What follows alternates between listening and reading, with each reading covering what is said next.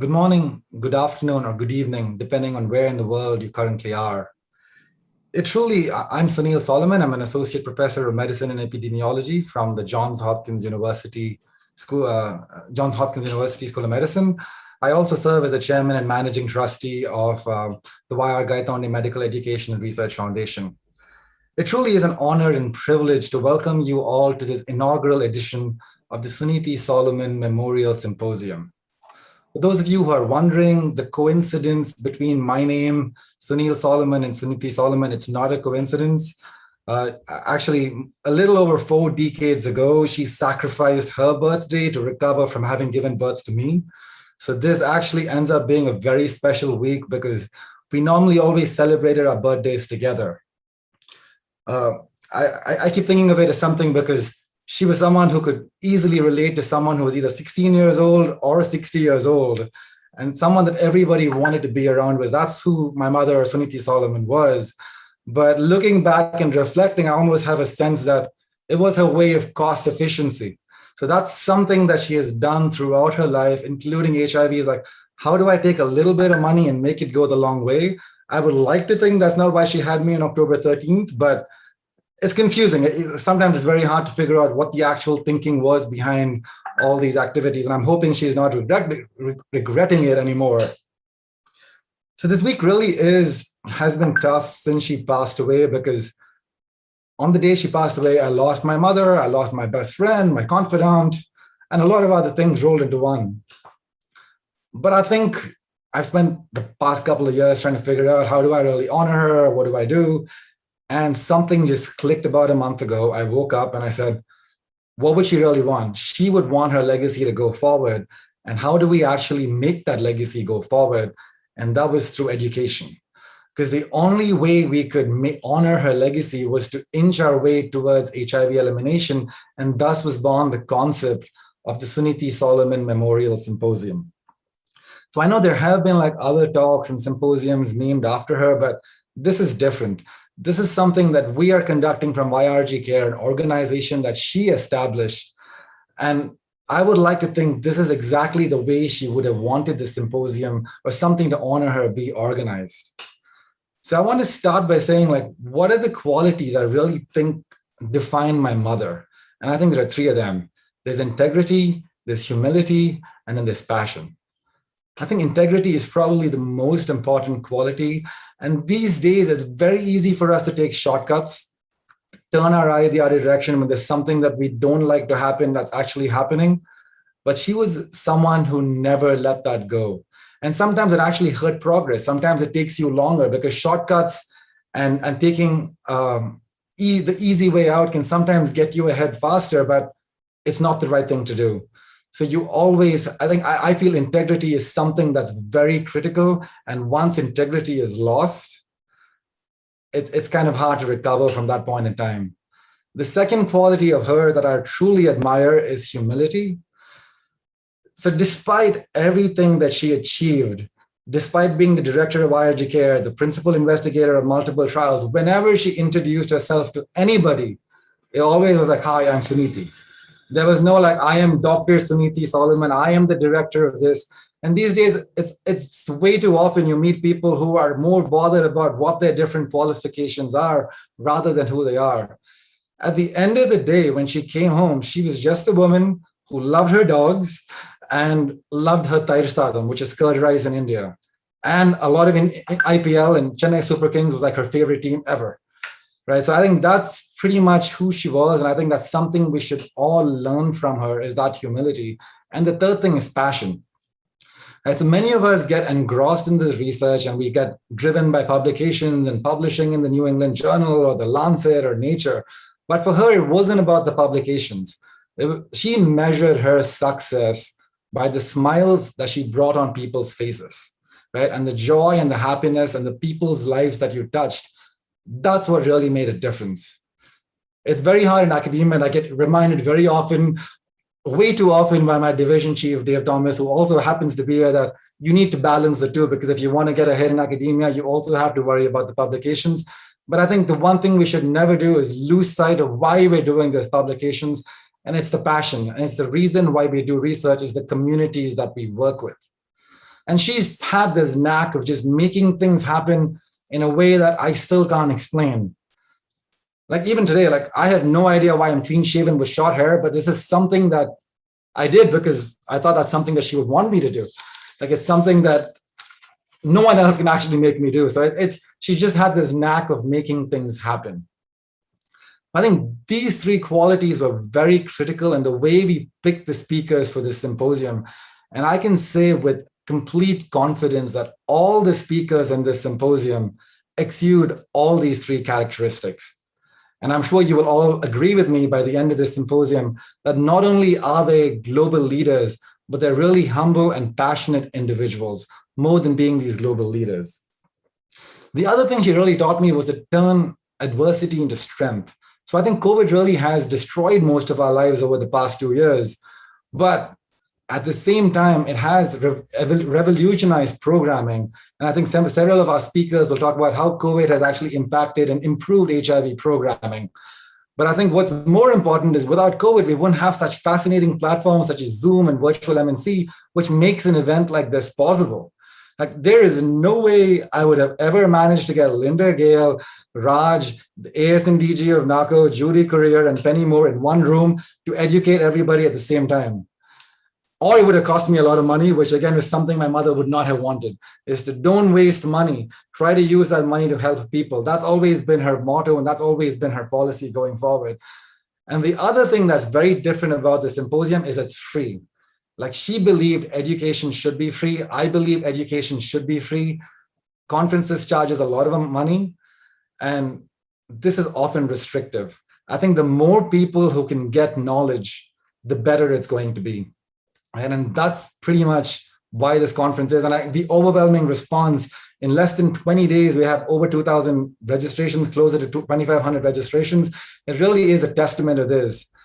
And I just want to end by saying that though she's not present with us today, I feel that she is around controlling this whole conference, because the IPL, for those of you who don't know, the Indian Premier League is one of the biggest sporting events in the country. She somehow orchestrated it so that one semifinal was on October 13th and the final was on October 15th.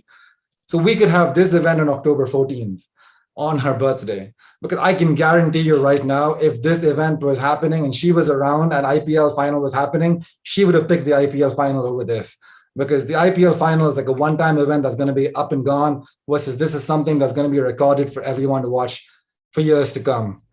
So with that, I ask you all to sit back, relax, enjoy the next couple of hours, and really equip yourselves with the knowledge that we need to achieve HIV epidemic control, not just in India, but globally, because these are speakers who you would never get in a room together at the same time. So I really urge you to listen to what they have to say, because they are really the people who are leading the change globally.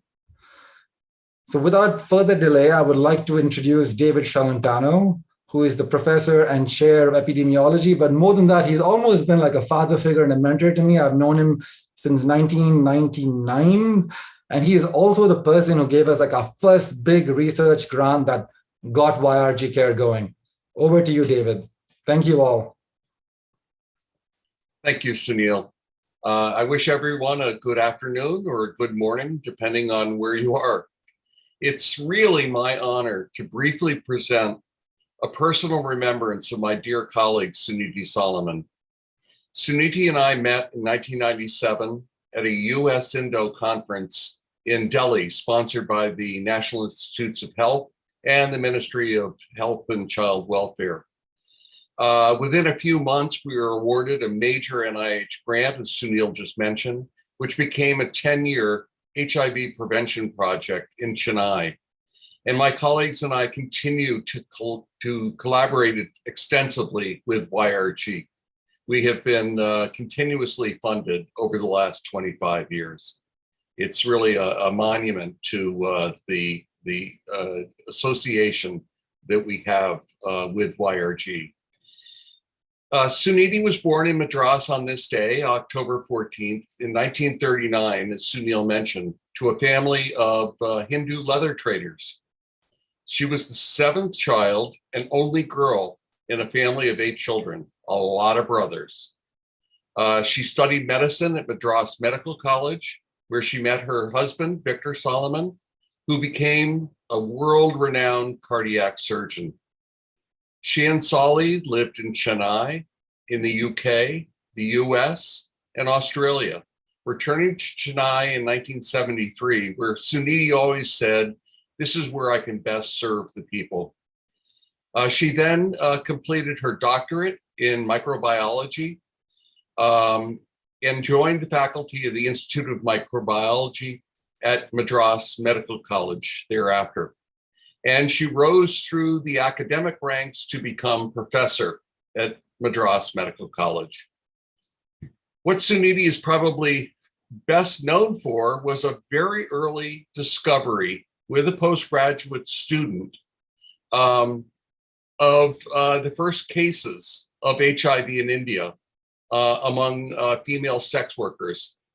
It's interesting, in the literature, it's always referred to as the first person who discovered HIV in India, but she actually discovered the first 6 cases. She left Madras Medical College in 1993 to establish the YRG Center for AIDS Research and Education. And the G is Gaitande, which is named for her father, her maiden name, which focuses now on HIV/AIDS research, treatment, prevention, and awareness. Suniti was really a champion for HIV/AIDS patients, and she railed against stigma and discrimination, which you truly felt was the root cause of killing people living with AIDS. YRG Care was also one of the first organizations providing voluntary HIV counseling and testing in India.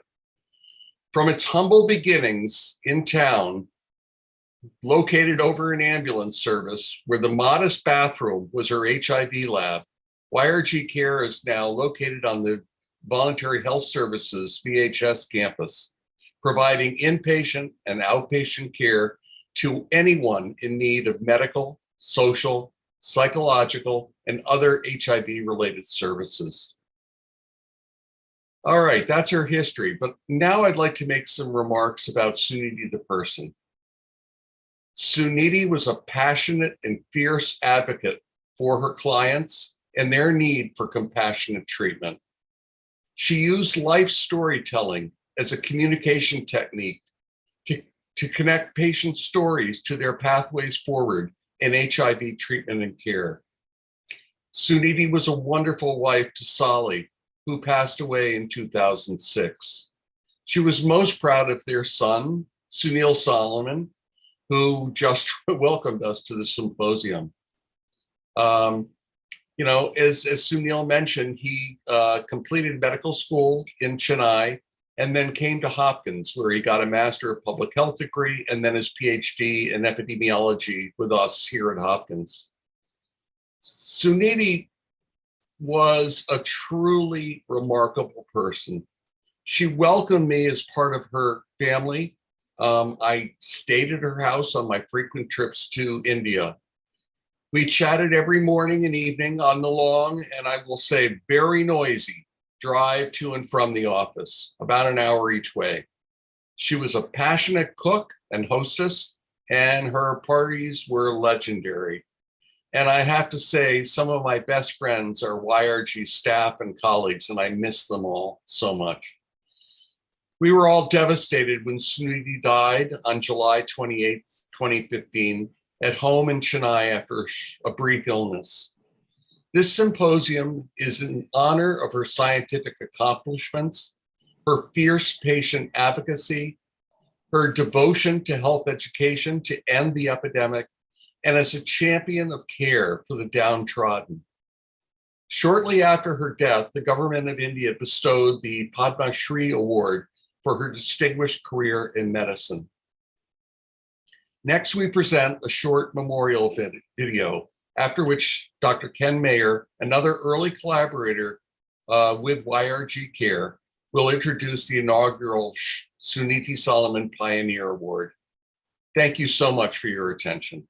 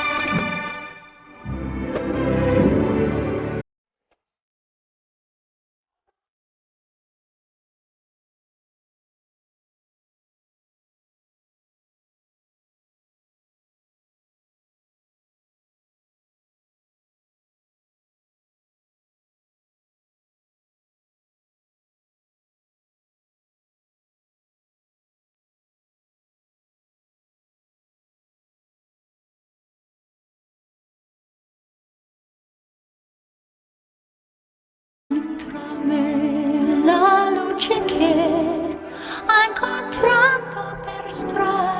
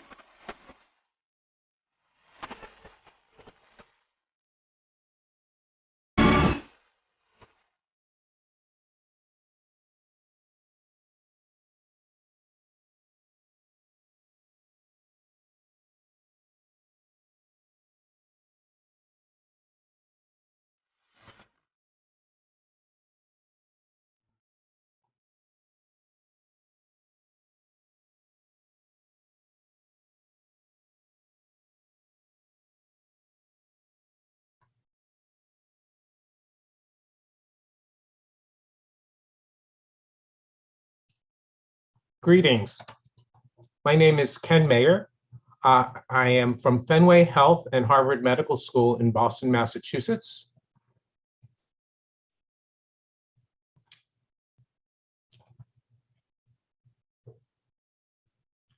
Greetings. I'm Ken Mayer from Fenway Health and Harvard Medical School in Boston, Massachusetts.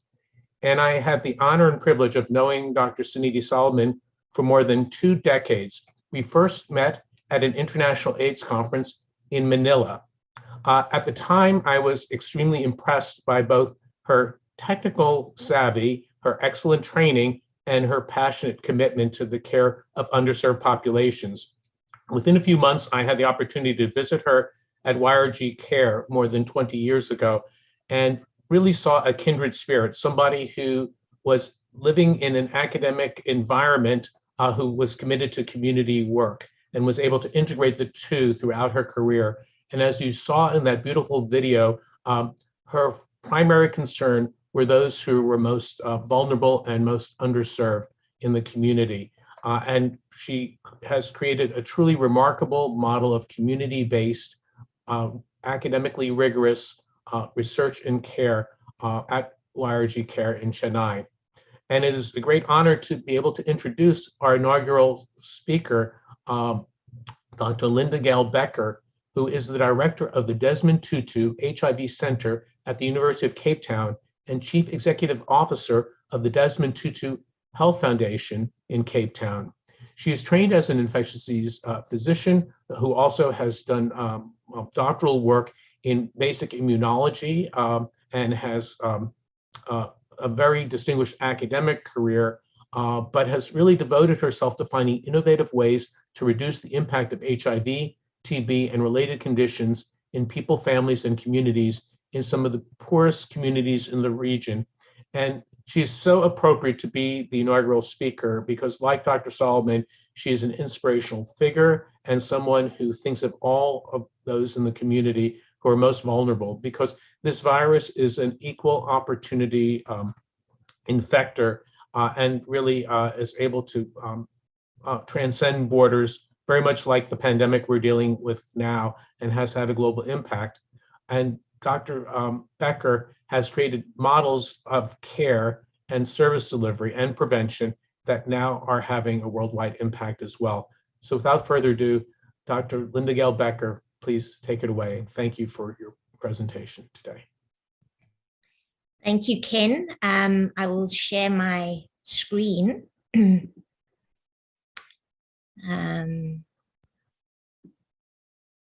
I hope everyone can see that.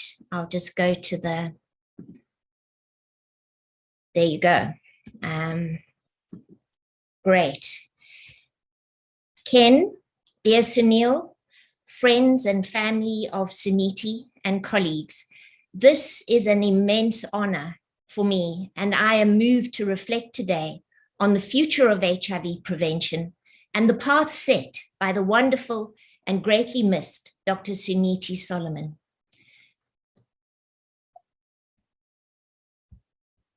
Much has been said about Suniti, particularly the pioneering ways, but today I want to draw attention to her role as a pathfinder. After her discovery of HIV infection in a group of young sex workers, she resolved she would leave no one behind.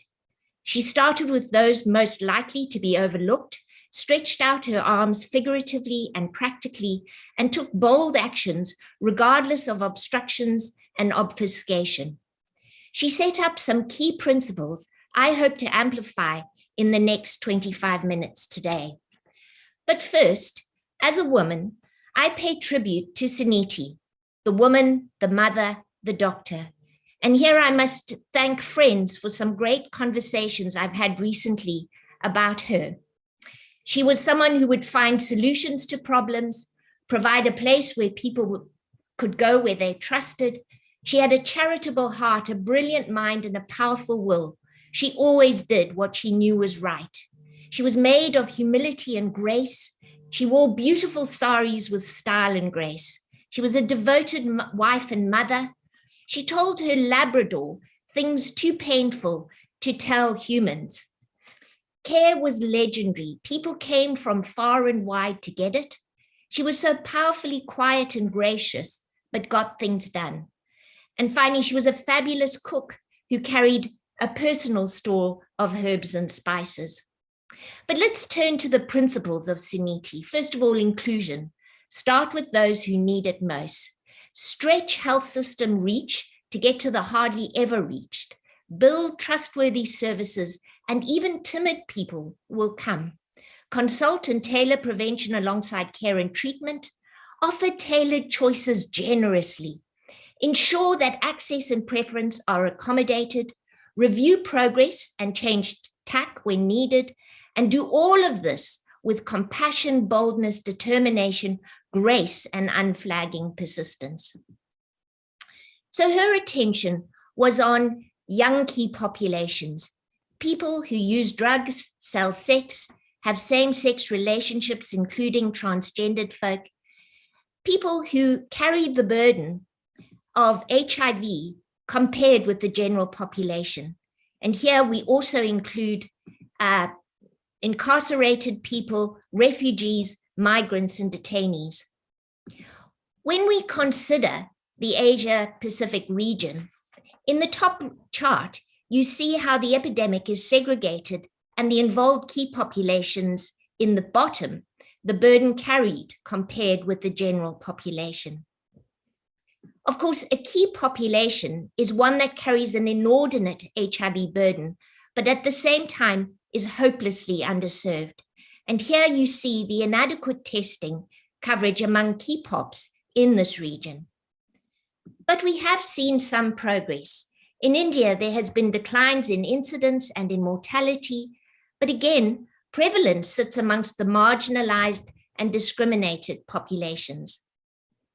Compared with the region, where progress to the UNAIDS 1990 goals has been reasonable, India, like South Africa, has struggled with that second 90, with only 56% of the 2.1 million people living with HIV in the country are not. And so almost 90,000 infections occurred in 2017.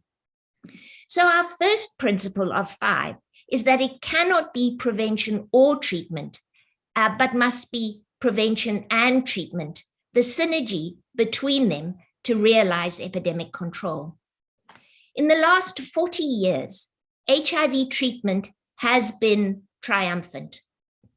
Global scale-up has averted an estimated 12 million deaths since 2010, and the global ART coverage is 73%, with 26 million on treatment by 2020, and decreases in incidence and death in most regions except for 2.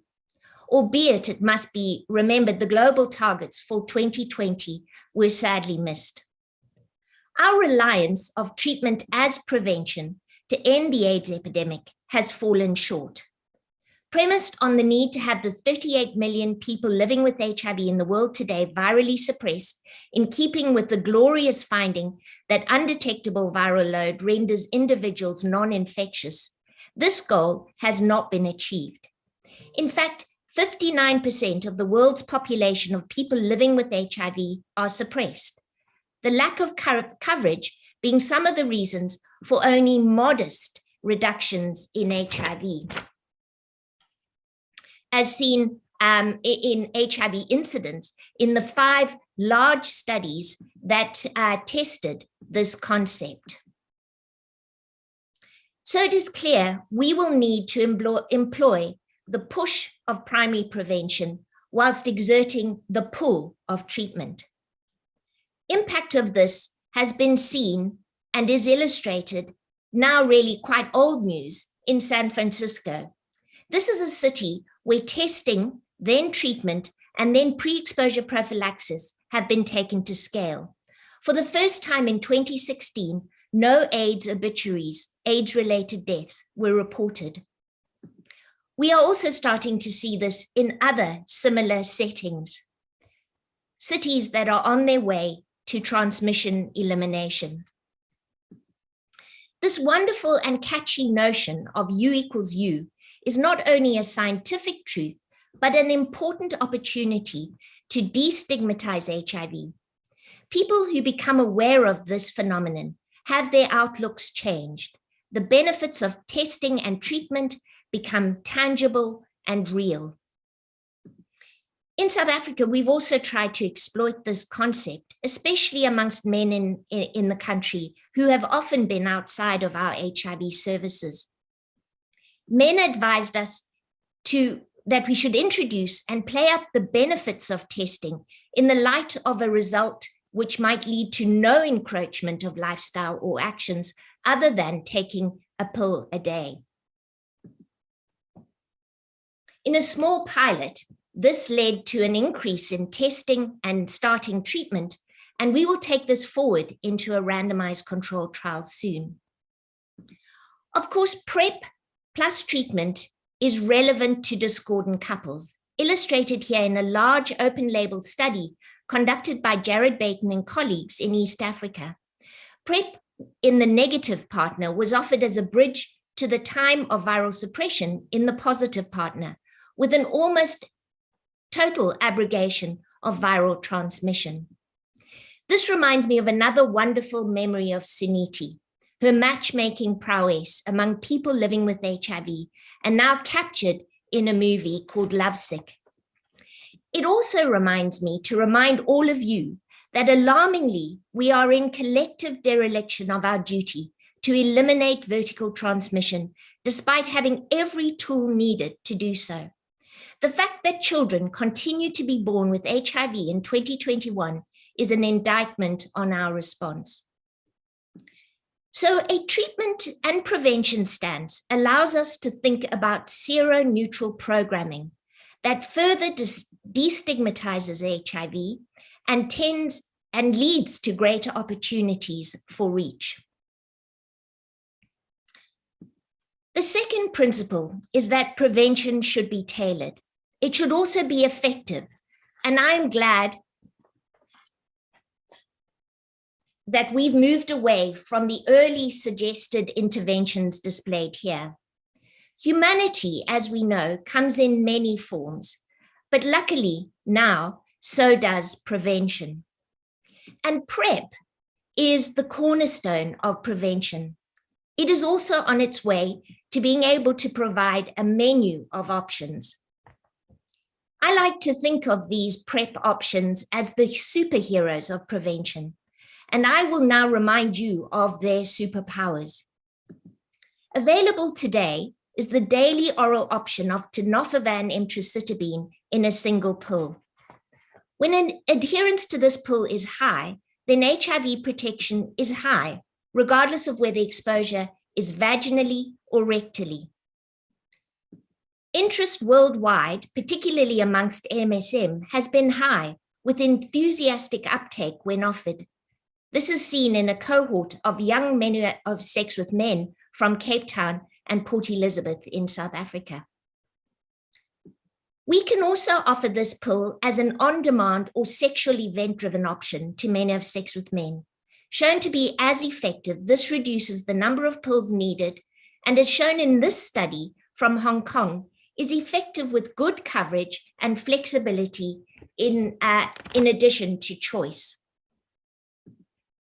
A cousin of tenofovir is also now available for MSM and transgender people with better PK or pharmacokinetics and therefore less side effects. This option is ideal for people with comorbidities and those who have a preference for a smaller pill. Without doubt, PrEP has impacted the lives of the more than 1 million people who've had access to it to date. But as shown in this study, two studies, in fact, one from the US on the left and one from South Africa on the right, a daily regimen can be tricky, especially in young people. Although drug levels are well maintained to begin with, fatigue sets in with a fall off in coverage and effectiveness. We know that a daily regimen doesn't suit everyone. But luckily, long-lasting, less frequently dosed options are on their way. This includes a vaginal 1 to 3 month vaginal ring for women, shown especially in real-world studies to be effective, such that now the World Health Organization recommends this as second line to oral PrEP in women from low and middle income countries. The REACH study is conducted in adolescent girls in Africa, allowed a crossover design to explore safety and acceptability and adherence in both daily oral PrEP and the vaginal ring. Wonderfully, none or little use of product was extremely low over 1 year, and the majority of young women were highly adherent. Full compliance was better achieved in ring users than pill users, and product acceptability was higher in ring users. We've heard a range of reasons why that may be, but mostly these have been centered about concerns about forgetfulness of a daily regimen in young people. Now under review by the FDA is the cabotegravir long-acting PrEP option, which due to its long half-life is only required as an intramuscular injection every 8 weeks. Shown to be superior to daily FTDF in men who have sex with men and transgender women, it was similarly shown to be spectacularly effective in reducing HIV by 89% in women who have sex with men in Africa. This has appeal because its infrequent dosing and use, its infrequent dosing is appealing to both men and women.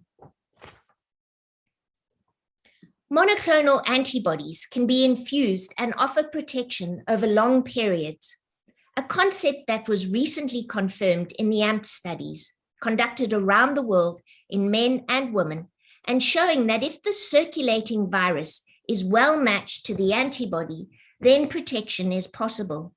Newer, broader, longer acting options are in the pipeline. Next up are newer antiviral agents with such long half-lives that they can be dosed at increased intervals. Islatravir is one such, which is currently being tested as a monthly pill in numerous populations and is also being formulated as an implant which is removable that will need very infrequent insertion. Other implants are also on their way. Lenacapavir is an extremely long-acting injectable, which will allow 6-monthly administration and is also now in phase 3 trials. Also under development are gels, films, lube, inserts, and multi-purpose technologies, which show great promise and will further enhance the buffet of PrEP options, better choice leading to better coverage and thus better protection globally. So having moved away from the restrictive and untenable, prevention should be accessible, affordable, easy, discreet, guilt-free, enhancing, and never distracting. At this point, I interrupt for a PSA, however. We do still need an HIV vaccine, which will ultimately contribute to epidemic control. And I know Penny will be elaborating on this later. Until then, however, antiretroviral-based PrEP is an excellent prevention option, but its impact is highly dependent on scaling up. That India is still in the pilot and demonstration phase almost a decade after PrEP discovery is not in keeping with our Suniti principles. So getting back to that, principle 3 is that prevention should be offered as a package of integrated components. Sexual health goes hand in hand with HIV and reproductive health. Tools to control the HIV epidemic are, as you have heard, much improved, but without addressing other factors such as sexual health, these efforts will be undermined. This raises the opportunity for packing suitcases of prevention packages tailored to specific population. The one-size-fits-all has the potential to waste resources and not hit the intended target or get the best impact. Here is evidence for the need for STI screening, diagnosis, and treatment. We can see the rates in MSM and young women in Southern and Eastern Africa, and even globally. And here, these are collated for you in a systematic review. Again, the opportunity to leverage global interest in PrEP, as well as to leverage community interest in improved sexual health, is an important and urgent consideration. Populations of people who use drugs offer the opportunity for harm reduction and hepatitis screening and integration, as well as mental health support. PrEP is not on the radar of people who are at risk of HIV through injection use. And here you see the work from British Columbia, where the addition of antiretrovirals to needle exchange and OSD made a huge difference. But sadly, in this study, very few people who inject and use drugs was even aware of the use of PrEP. Sex workers' consideration may include community support, social support, and empowerment programs, as well as the integration of reproductive health concerns. Here you see the interaction and synergy between PrEP and contraceptive services for young women and girls. This also opens the exciting area of multi-purpose technology, where one product or device may serve many good purposes, and there's great anticipation of this in the future. Principle 4 covers the notion that that our services should be accommodating. This implies user preference and choice, including where, what, how, and from whom prevention types and services are offered. This, of course, gives rise to the concept of differentiated prevention services, a person-centered approach. Well conceptualized now for HIV treatment, it includes multi-month dispensing, community-based art, return to care, and same-day art.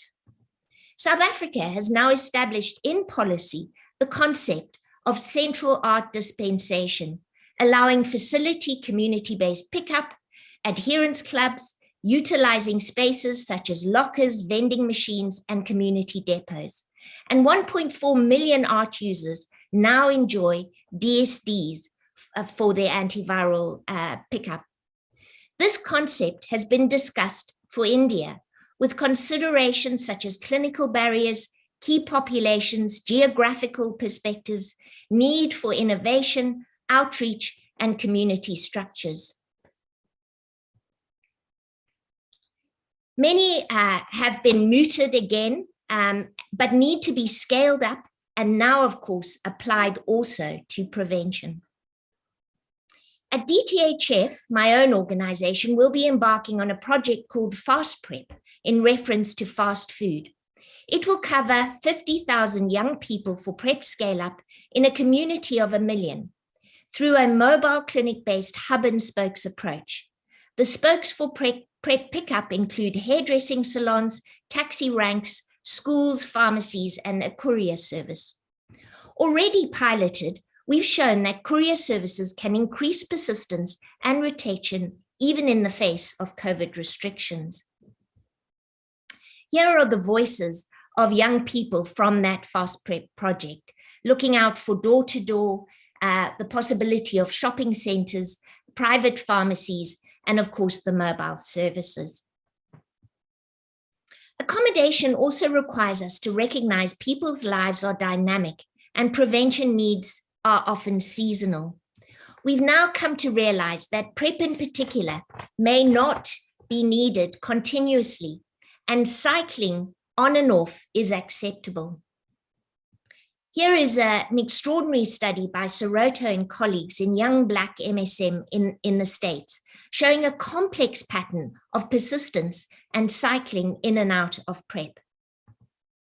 Prevention preferences therefore also follow an individualized life course process, where we as providers take this into consideration, and we can expect better prevention coverage of all people and better coverage of all exposures if we do so. My fifth and final principle is that prevention can be a pathfinder for the inclusion and equality and quality care.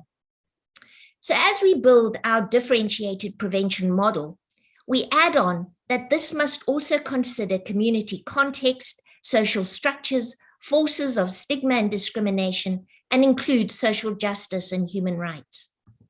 Some years ago, we went into 10 communities around Cape Town with MSM peers and identified safe places to have conversations with young gay men. What we heard was that anxiety and fear often was what kept these young men from health facilities.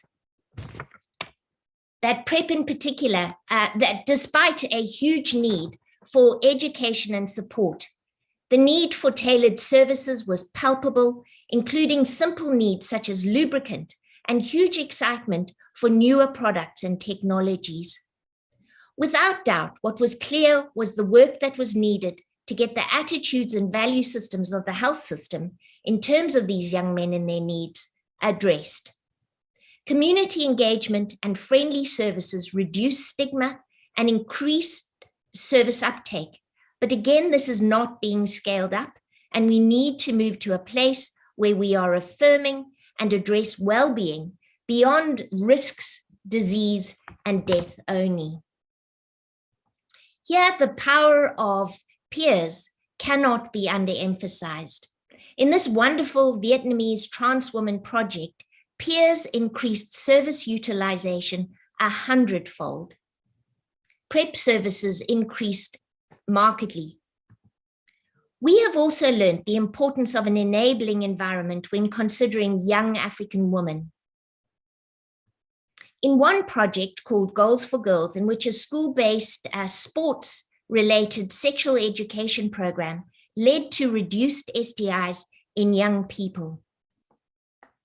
In this project, Women of Worth addressed 10,000 young women and showed the power of care in the form of empowerment together with a small conditional cash transfer. The program increased contraceptive use and reduced transactional sex.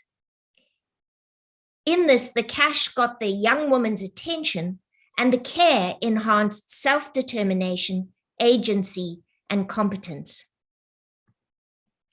Finally, Sunil, Ken, and colleagues, I've learned many things from Suniti and from my own journey so far. I've learned that pandemics, both the pandemic we're more familiar with and the one most recently, are often and always political and politicized.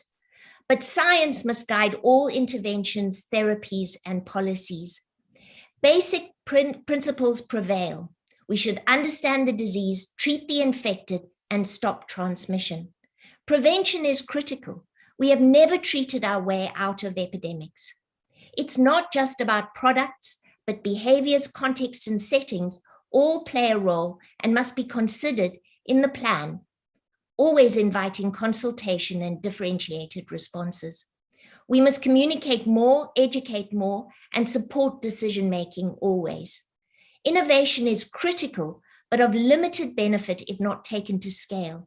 And hard-to-reach populations are usually due to the health system's short arms. Inclusion, integration, solidarity will all take us further.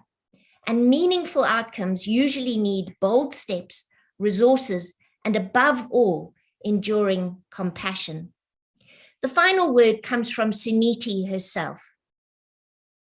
She said she had to do this work because she had met, heard, and knew the people concerned.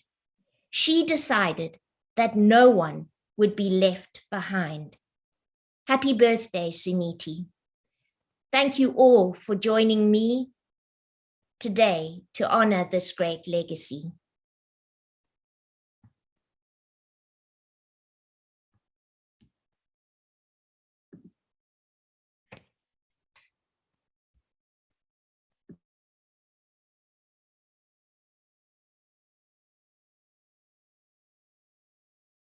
You do prevention and then someone comes up and says, I have infection, I need treatment. I cannot tell them go away, find another place. So that is how we integrated prevention and treatment in us. And today I think from HIV we are trying to mainstream it into the general infections so that HIV becomes an everyday project for everyone. Suniti was one girl in a family with 6 brothers. They were all aggressive brothers. They were boxers, cricketers, sportsmen. However aggressive they were, she was able to hold her own among them. And she displayed those qualities right through her life. But wherever there was any adversity, she was able to overcome it. One of the first things that Auntie told me was to say that don't look at money, don't look at fame, look at making people's lives better. So Dr. Suniti, Madam as we affectionately call, used to always tell us that we need to offer the best services to people who come to us, the needy. Suniti Solomon was the role model for me, not only for me, for all women researchers who are working in this stigmatic field of research. See, basically at that time nobody knew about HIV in the country. And she was probably the first person in India to recognize that we have a significant amount of HIV here. There was a person, a woman in sex work who died, and she was one of Dr. Suniti's very old patients. So she decided to go to the funeral. It was the same time when Princess Diana had died. And the first thing, she got out of the car and then she looked at the funeral procession and then she said, Diana had trucks and trucks of flowers and this woman has nothing. And then she said, we need to arrange some flowers. She wouldn't go inside the crematorium with all that. I mean, those things really matter, because a lot of people talk. But she was one person to whom the talk meant everything. Because her initial suggestions about HIV were not really welcomed by people. They thought that, we don't have much of HIV in the country. And then she thought of setting up and doing this on her own. So she resigned from the government service and she started the YRG Care. Basically, where YRG Care is based is where Sunil used to stay.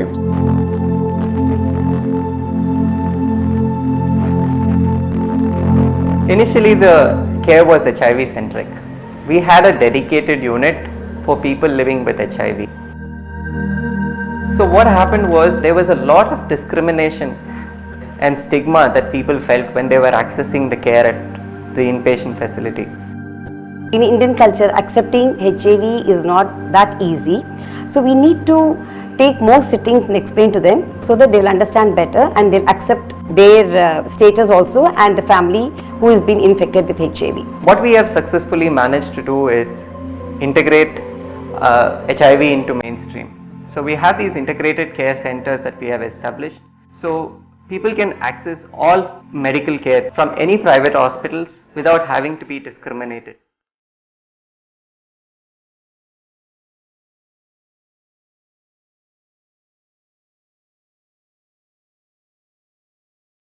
ஏதோ ஒதுக்கி வைக்கிற மாதிரியோ அந்த மாதிரிலாம் எங்ககிட்ட யாருமே பேசுறது கிடையாது. இது வரைக்கும் இந்த ஹாஸ்பிட்டல்ல நல்லா நடந்துப்பாங்க. குழந்தைங்கிட்டயும் சரி நல்லா பேசுவாங்க, சிரிப்பாங்க.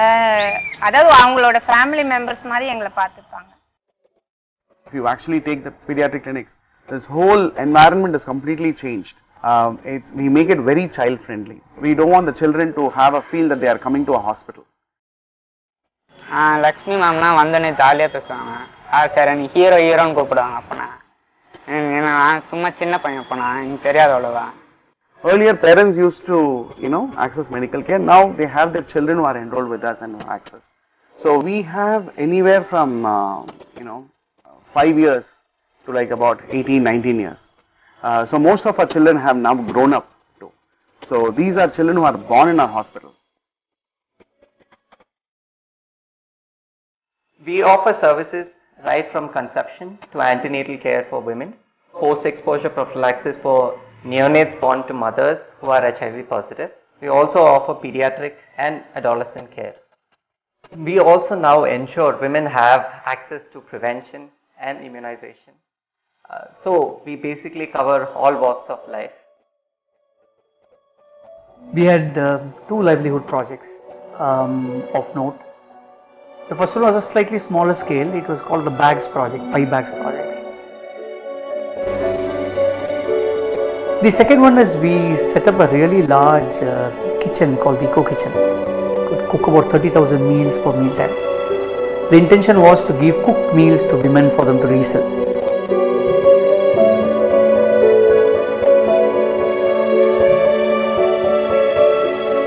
Caring for people with HIV has actually equipped us to handle COVID a little better. We were better prepared to deal with the new virus, the problems associated with the new virus and stigma with the new virus. So we had adapted to the situation and we started teleconsultation services, home collection services. We worked with the Greater Corporation of Chennai and we also offered free testing for frontline workers. By the second wave, we started to offer home-based COVID care, including oxygen concentrators. Thanks to our generous contributions from Johns Hopkins India Institute. For every individual, they have all right to get married, right? Even HIV infected individuals has a right to get married, like other individuals. We have done more than 40 marriages all these years, and all are success. They all have kids and they are living happily. So we have not stopped the service even after Dr. Suniti passed in 2015. Still, we are continuing the services what she has done.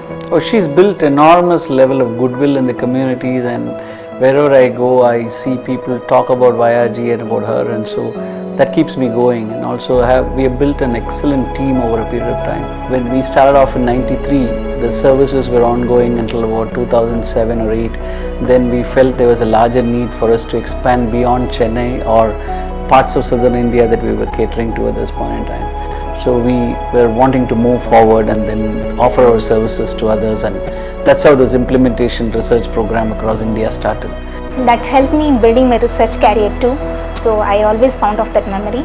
Ma'am is very interested in my topic, and she had given more suggestion as well as more questions to improve that research project. At YRG, patient care and research is customized, respecting clinical profiles and cultural expectations. When my mother started YRG Care, we were in a small room of a house in Chennai, but she had a vision to respond to the needs of people living with HIV in India. We currently provide services to over 150,000 adults and children infected or affected by HIV across India. But I think my mother's dream would be fulfilled when we are not needed anymore. A day when every person, regardless of age, gender, caste, income, or sexual orientation, has access to affordable and quality HIV services in India. That would be a true sign of our success.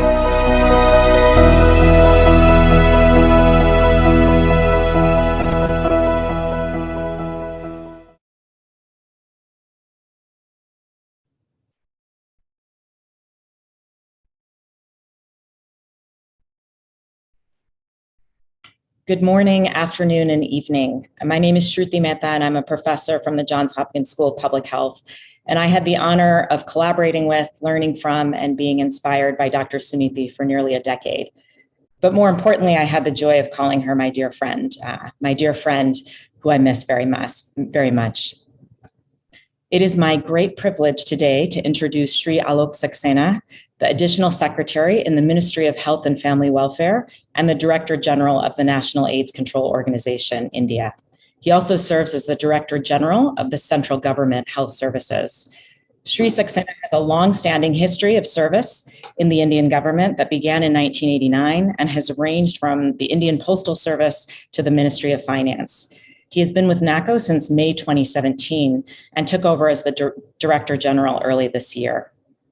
In his current role as DG NACO, Sri Saxena is known as someone who is willing to think outside the box and fight for what is right and needed in India, much like our dear friend and colleague, Dr. Suniti.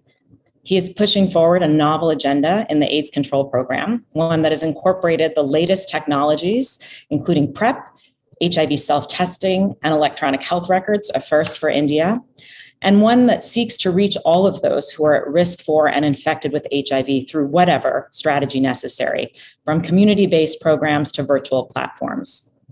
Most recently in the COVID-19 pandemic, under his leadership, the National AIDS Program was able to pivot quickly to deliver treatment services through creative models, including home delivery, to ensure minimal gaps in service delivery.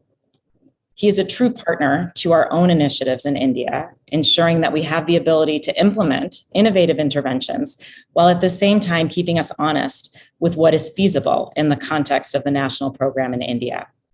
He will be speaking to us today on his vision for what it will take to eliminate HIV in India.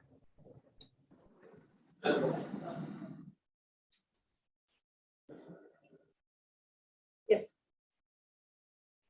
Yes. Yes, sir. Come on.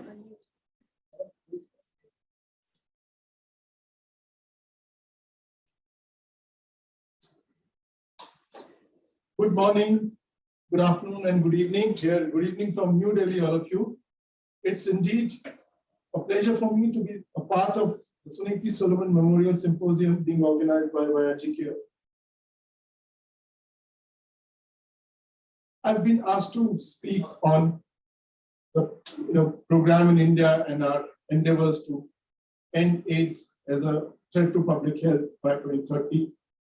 But before that, let me pause for a moment and think and talk about Dr. Suniti Solomon.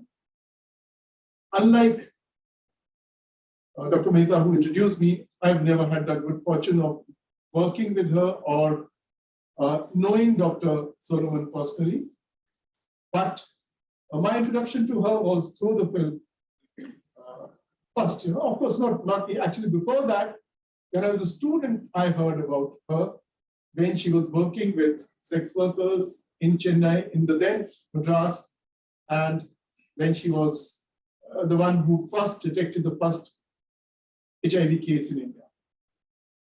Of course, as a person, as I said, I came to know about her through the film Love Sick, which we premiered in 2018 in Delhi at the World AIDS Day. And I was awestruck by the person behind the person.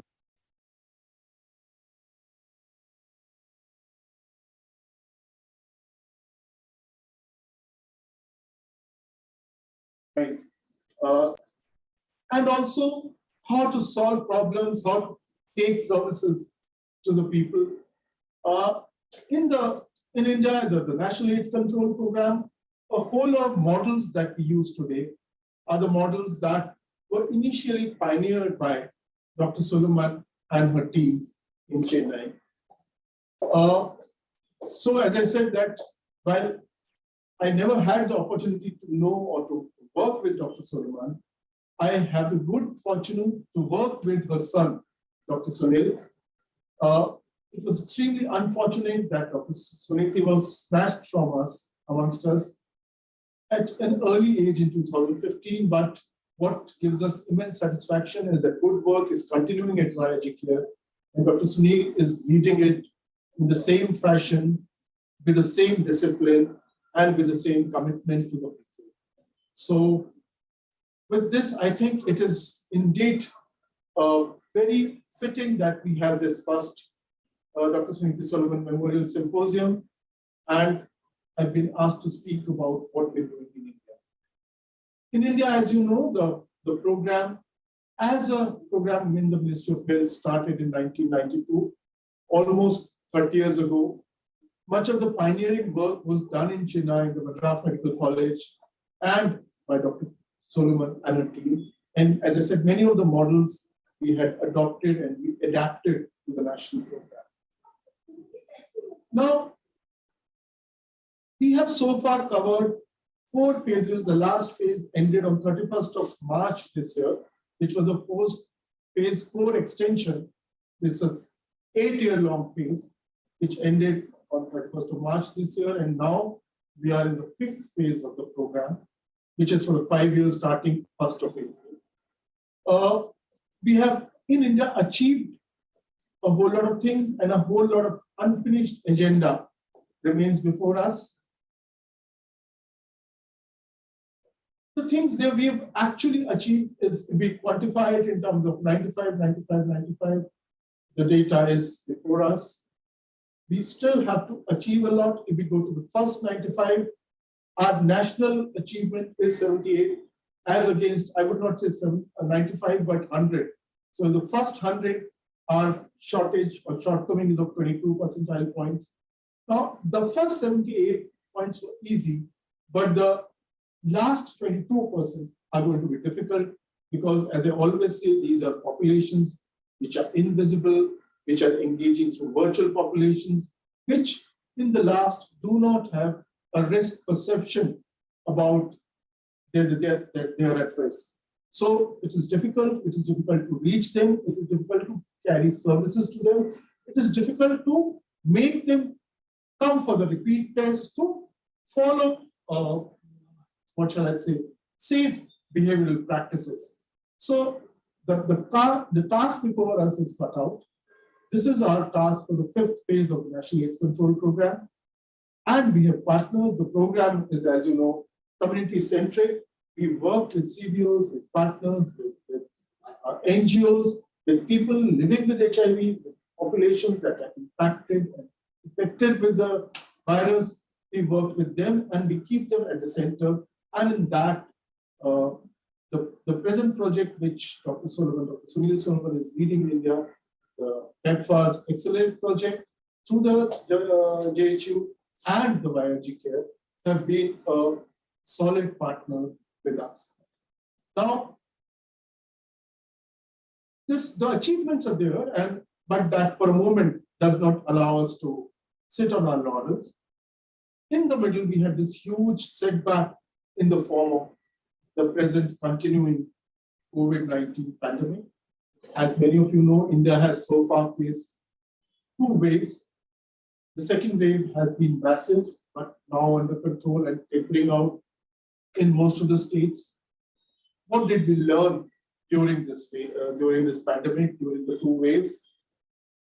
Under the National AIDS Control Program, when the first signs of the pandemic dawned in India, we had as is now talked about everywhere, the strictest lockdown.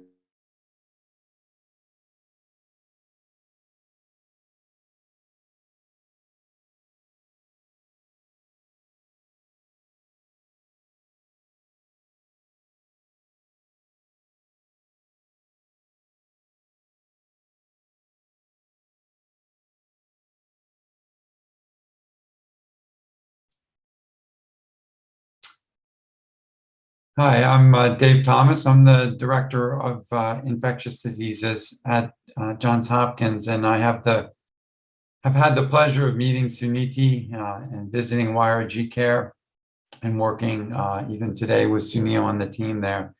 And today I'm delighted to have the privilege to introduce Raj Gandhi. Raj is an outstanding scientist, clinician, educator, and also just a wonderful human being. Through his research and speaking, Raj has been teaching us all about HIV and other infectious diseases for years. And now, not surprisingly, he's emerged as one of the global leaders on COVID-19, serving on the 2 most important United States panels that establish guidelines for SARS-CoV-2 treatment. Raj is a professor of medicine at Harvard University and at the Mass General Hospital. And Raj, I'd like to thank you for joining us today to talk about COVID therapeutics and to review the evidence behind the guidelines. We're certainly all looking forward to learning from you again. Thank you, David, and thank you to the organizers and particularly to Sunil for inviting me to speak. Let me share my screen.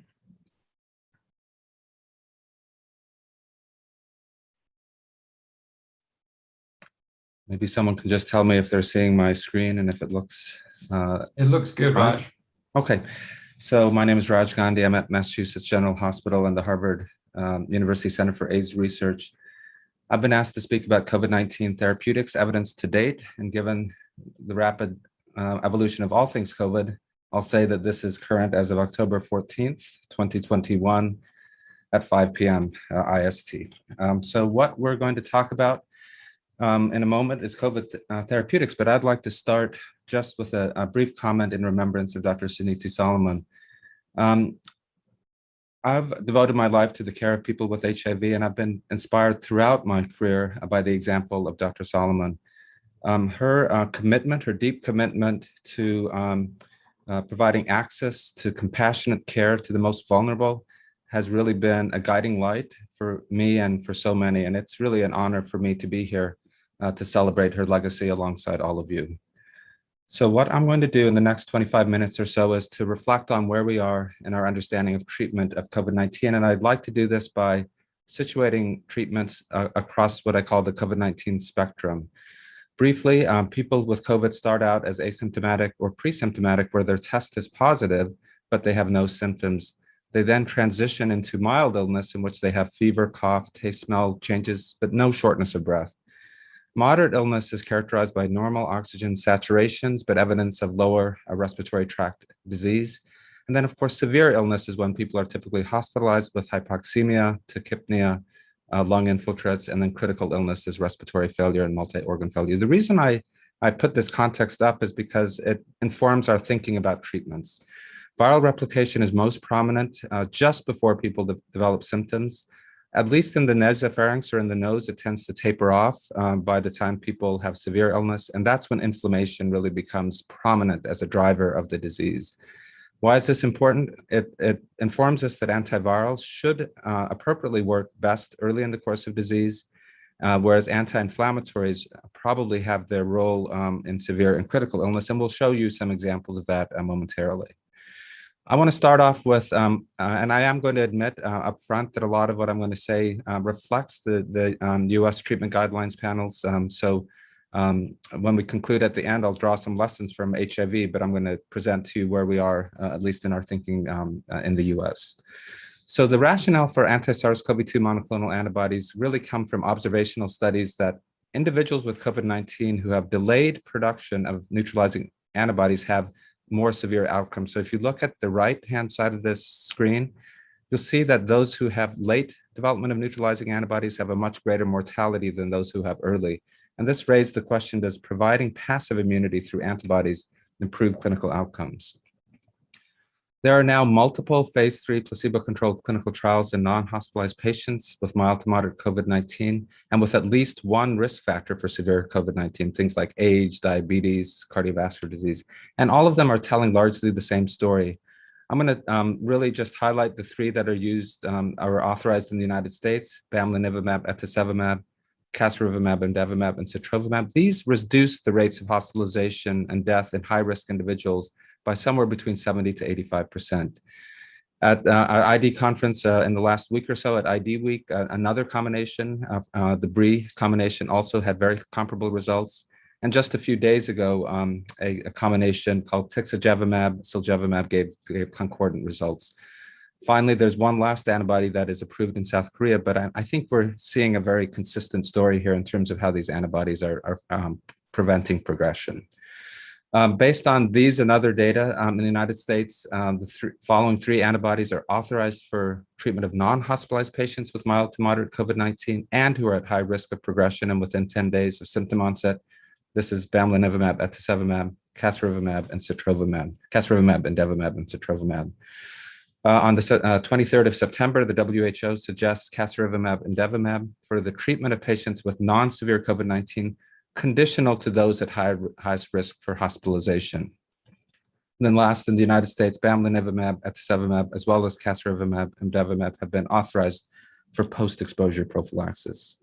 Now, one of the challenges with intravenous therapy, of course, is availability of the drug, as well as the issue of infusion or subcutaneous capacity, logistical constraints.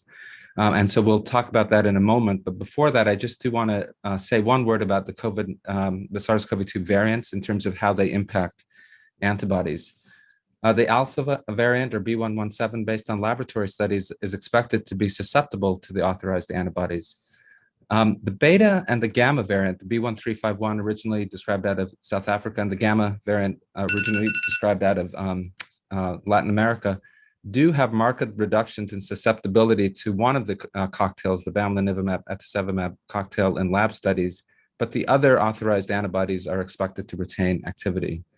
The Delta variant of global predominance, of course, all three of the authorized antibodies in the United States are expected to have activity against Delta or B1617.2. So I already alluded to the constraints around intravenous or subcutaneous administration.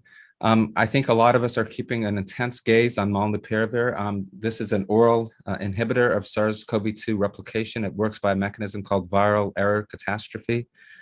The first data in the world that showed an effect of molnupiravir came out of India. To this date, as far as I'm aware, these are still in a press release form, and I look forward to seeing publications or preprints on these data. But what these data in press release said is that in phase 3 clinical trials in India with molnupiravir and within 5 days of symptom onset, when the drug was compared to standard of care, there were fewer hospitalizations, about 1.9% with molnupiravir, 6.2% with standard of care, a shorter time to clinical improvement, and then earlier SARS-CoV-2 PCR negativity in the oral molnupiravir group.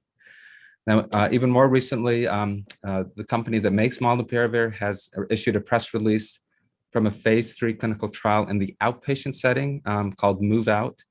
This was done in non-hospitalized adults with mild to moderate COVID-19 who had one or more risk factor for severe disease. Symptom onset was in 5 days of study randomization, that is, again, early in the treatment course. and an interim analysis was done of about 775 individuals. What you see in the table is that hospitalization and death occurred in 7.3% of those who received molnupiravir and 14% of those who received placebo, translating to a percent reduction in hospitalization and death of 48%. Molnupiravir appeared to be active in a subset of individuals against the Gamma, Delta, and Mu variants, and happy to talk about this further during the discussion. Much of what we learned about COVID-19 and this treatment paradigm came from initial studies in severe or critical COVID-19, so I'm just going to reflect on where we are with treatment of the most severe cases of COVID-19.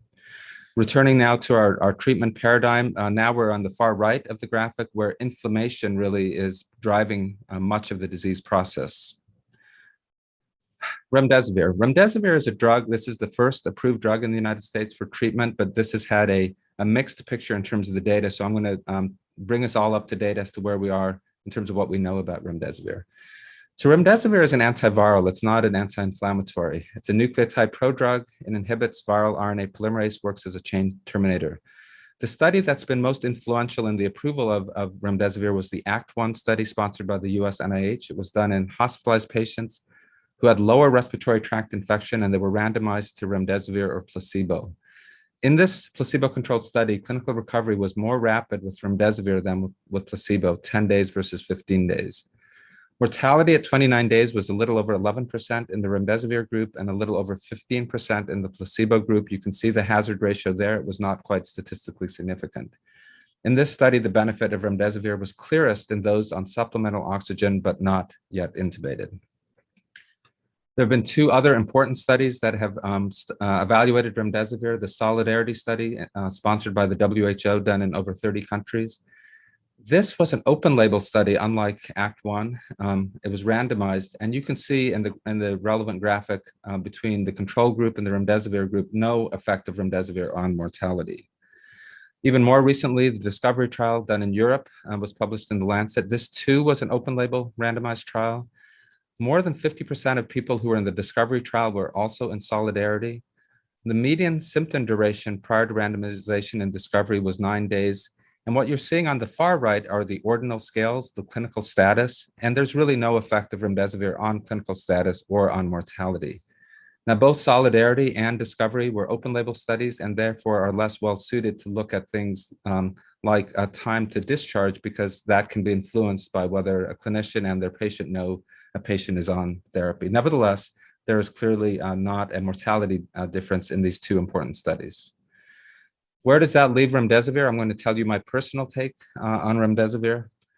I think it's clear with remdesivir, as well as antivirals, as I've been arguing all along, that early therapy is more likely to confer benefit than later initiation. If we take a look back at ACT-1, the study that led to approval of remdesivir in the United States, if you look at time to recovery, remdesivir was better in the individuals who were randomized, who had symptom duration of 10 days or less, and there was really less of an effect or not a measurable effect in those individuals who had 10 days, more than 10 days of symptoms.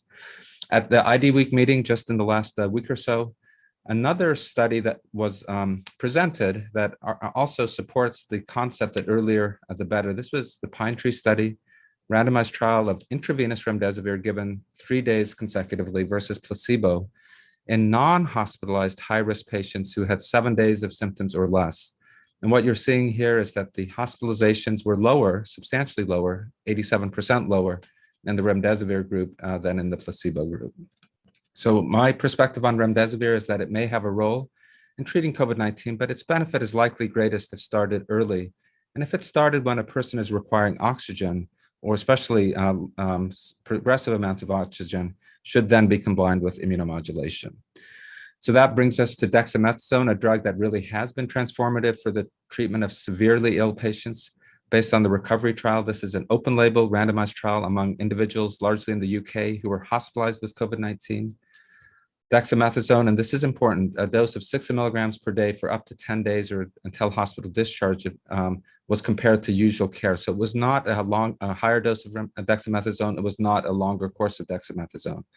What you're seeing in the table is that the relative risk of mortality was reduced in the dexamethasone group by 17%. That is, the mortality ratio was 0.83.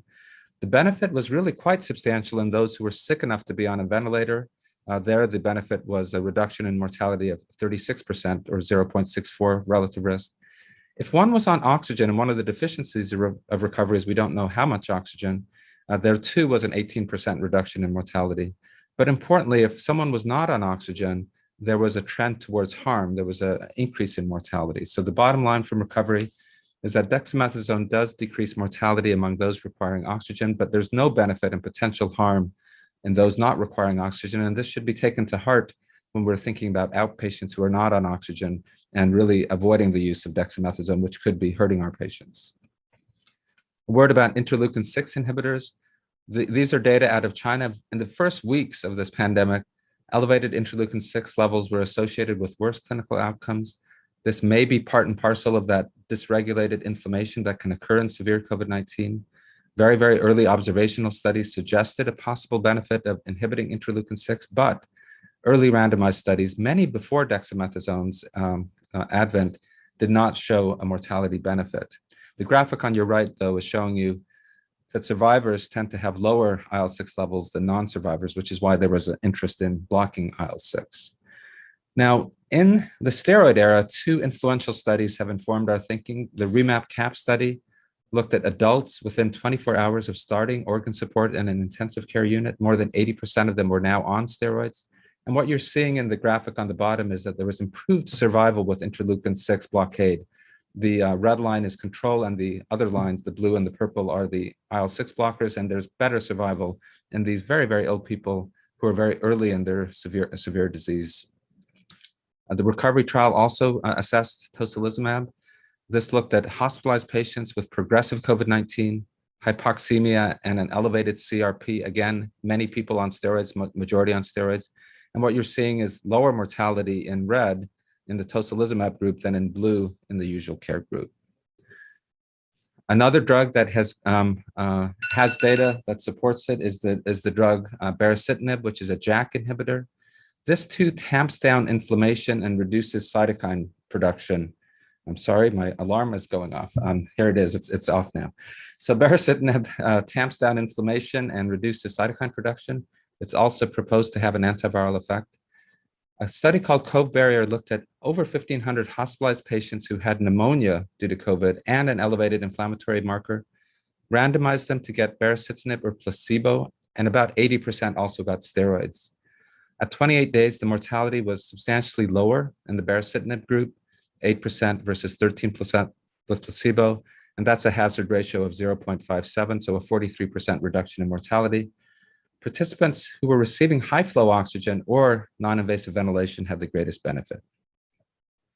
So where are we as of today? In the United States, what's recommended for those individuals who are hospitalized and requiring oxygen through a high flow device is the use of either dexamethasone or dexamethasone plus remdesivir. And for recently hospitalized patients who have increasing oxygen needs and inflammation, adding either the JAK inhibitor baricitinib or the interleukin-6 blocker tocilizumab. Those two have not been compared head-to-head.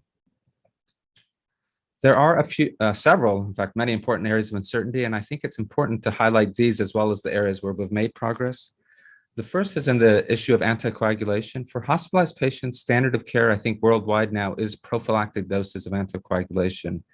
What is not certain is should some patients receive higher doses of anticoagulation. 3 trials have looked at this. They all came together to really harmonize their endpoints. These 3 trials shown on this slide concluded that in critically ill patients, therapeutic anticoagulation did not prevent the need for organ support. In moderately ill individuals, what they define as hospitalized patients not needing critical care, there did appear to be a reduced use of critical care level of organ support, but survival until hospital discharge was quite similar between the therapeutic and prophylactic dose groups, and there was a higher rate of major bleeding with therapeutic doses. And at least in the US, right now, that we're not endorsing a therapeutic dose anticoagulation until we have more data in support of it. An area to keep your eye on, we talked about casirivimab in the outpatient setting. Recovery has also shown some provocative data that it may have, casirivimab and imdevimab may have a role in hospitalized patients. In this study, they took almost 10,000 individuals who were hospitalized in the UK, randomized them to get quite a high dose of casirivimab and imdevimab, higher than what we give in the outpatient setting or usual care alone. Overall, if you took everybody in the study, the 28-day mortality was really no different, 20% versus 21%. But then if you zeroed in on those individuals who were seronegative for the anti-spike protein antibody, there was a reduced mortality for those who got casirivimab and imdevimab, 24% versus 30%. That is, if a person didn't mount their own endogenous antibody response, this particular antibody cocktail at a high dose seemed to reduce mortality. In a study presented by one of my former colleagues, Eleftherios Melanakis at ID Week, they showed similar results in a separate study of hospitalized patients on low flow or no oxygen. But what we need is a rapid and reliable serologic test to tell who has developed their own antibody response and who has not, because we should target this if it's used to those who don't have their own antibodies.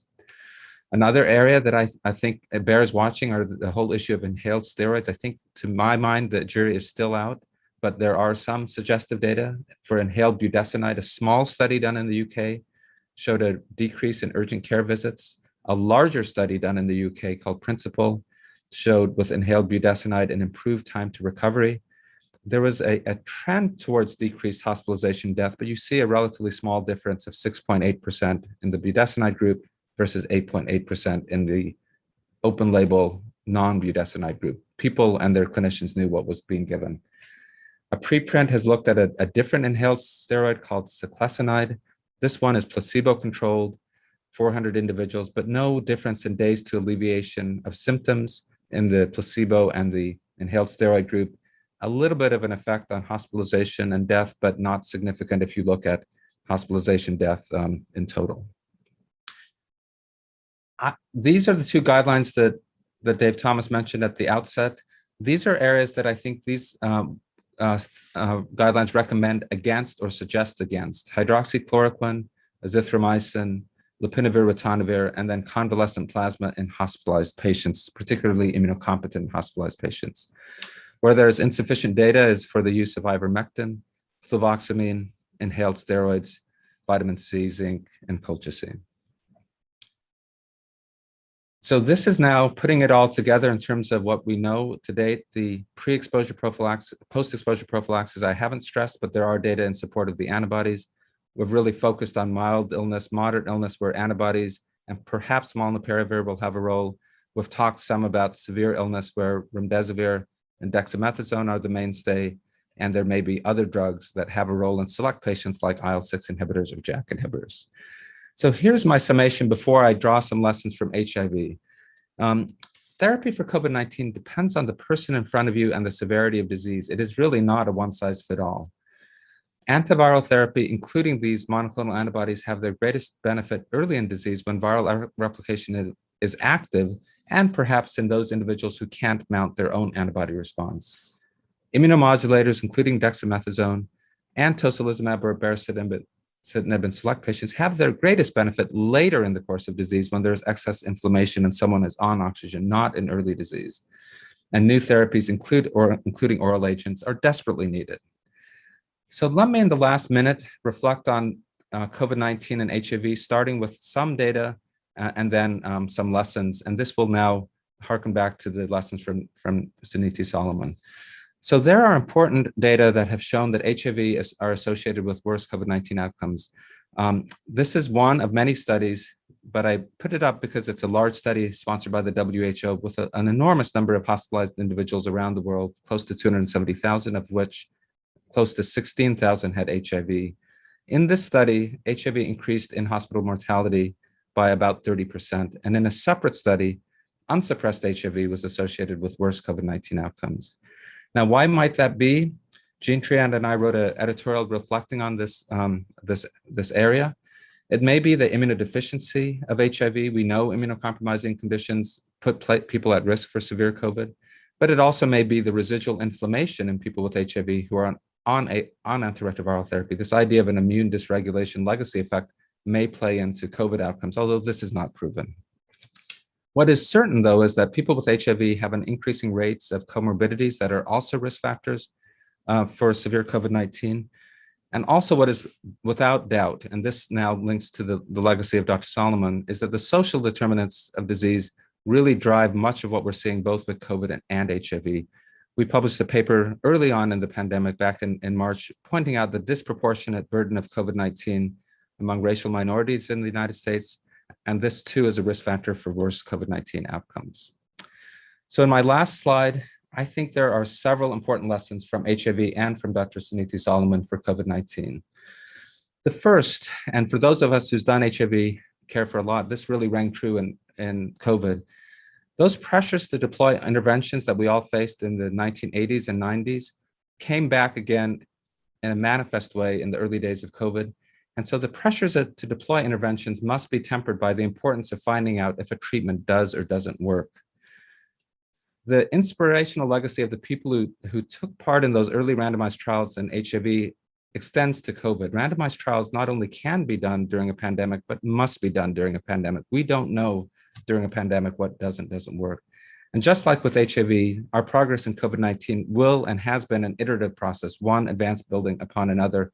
We all remember, or many of us remember, 1996, when in HIV the tipping point was reached and effective combination therapies became available.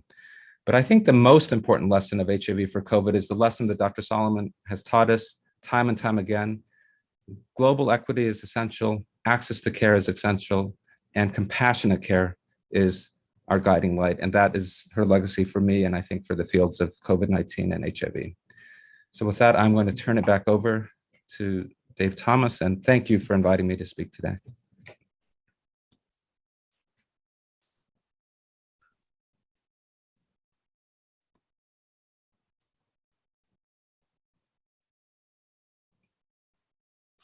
So I think one thing we learn in India is like, there's always complications. If life was simple, it would be really boring.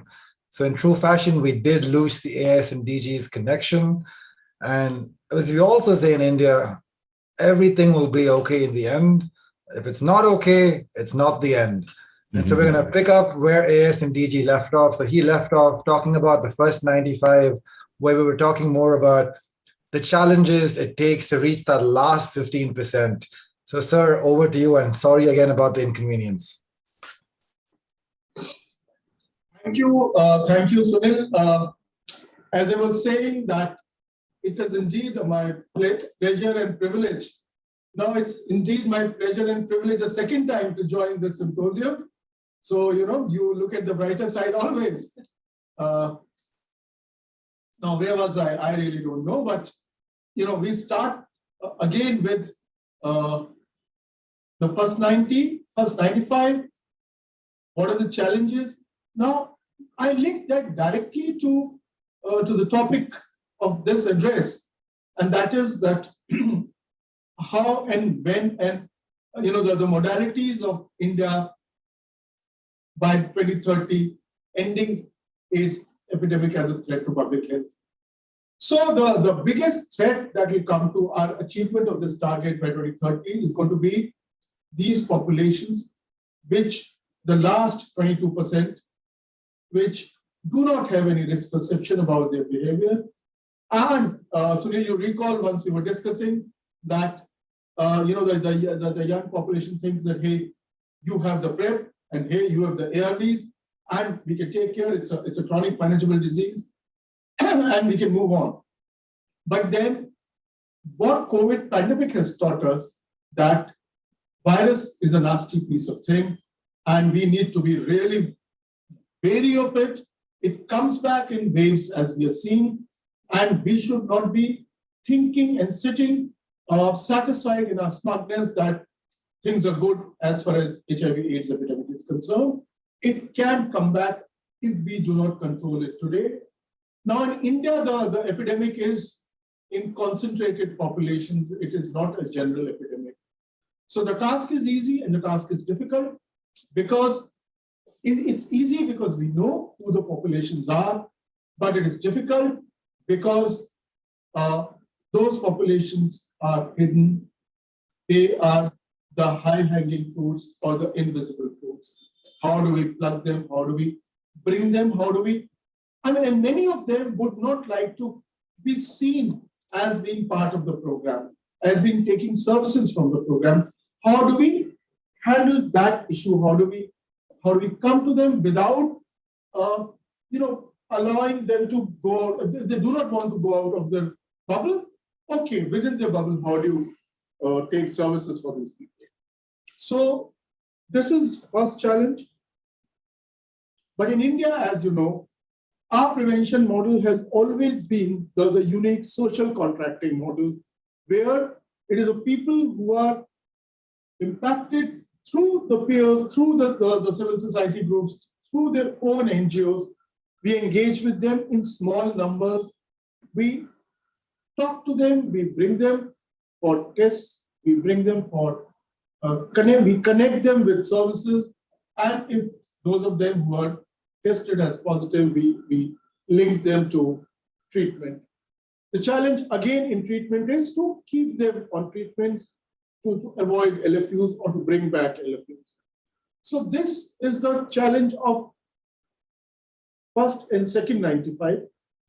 Now, the population which has some disposable cash available, or which values their perceived privacy, that okay, I don't want to be seen in a public health facility, then how do you feed them? How do you bring them? That is another model which we have worked, where again Biology Care was working with us in designing those models for those populations through virtual engagement, through linking them with various facilities for testing and repeat testing, which are outside of the government facilities, but making sure that the services reach the key populations. Another thing is that when you have almost 1.5 million people on ARVs, and we are ensuring that they are there adhering to the treatment, the direct result is that longevity of life, that they're living long, they're living for 35, 40 years, and they're all those who are adhering 50 plus. We have now an aging cohort. So how do you take care of the other health needs of this aging cohort? Now, it's just not about some opportunistic infection in the form of TB or viral hepatitis. This is about NCDs now. This is about various age-related ailments. It could be cataract, it could be osteoporosis, which again can come through the ARVs as well. But then various other things, how do you keep them healthy and how do you keep them motivated?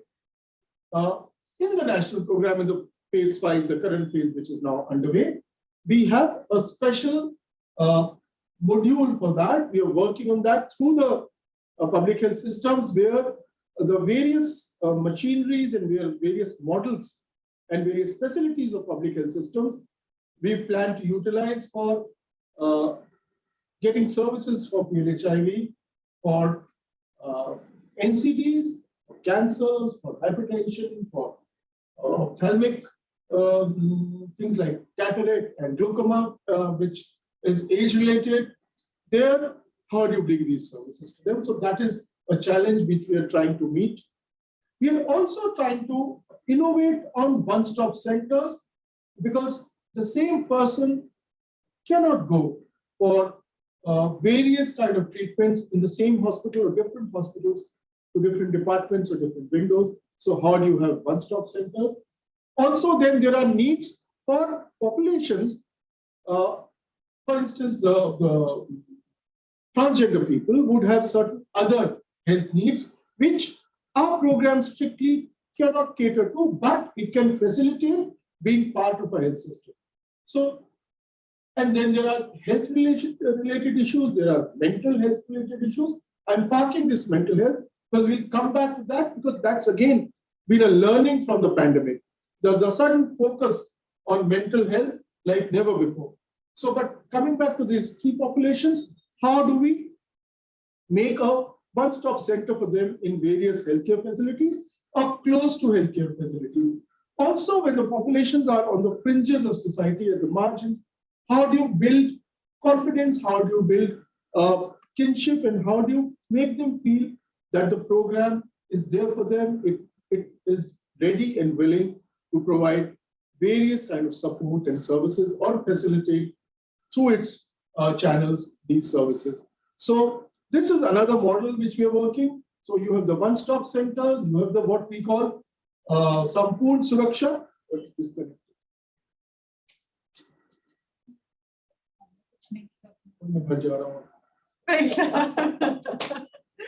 क्या हो रहा है?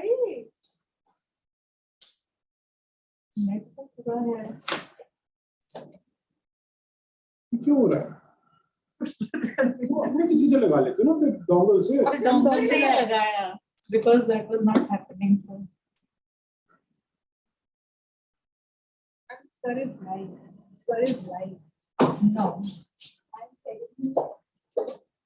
Yeah.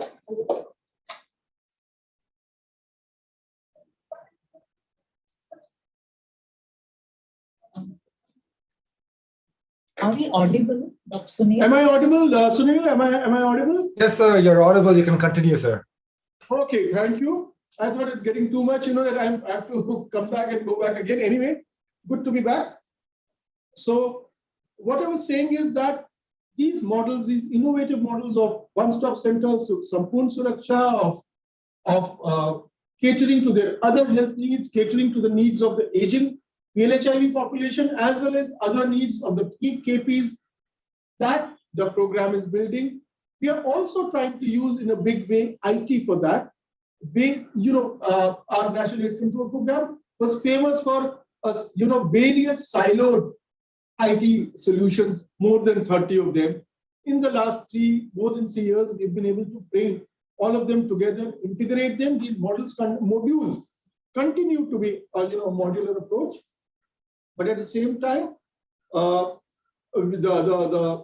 attempt is, and we've succeeded in that, is that it is an integrated approach where the data is seamlessly available, visible, and for those who want to take decisions based on this evidence, seamlessly it is available. It is not dependent on vagaries of this kind of IT where connections come and go. You have a centralized data pool where the entire data resides and it can be seen at will.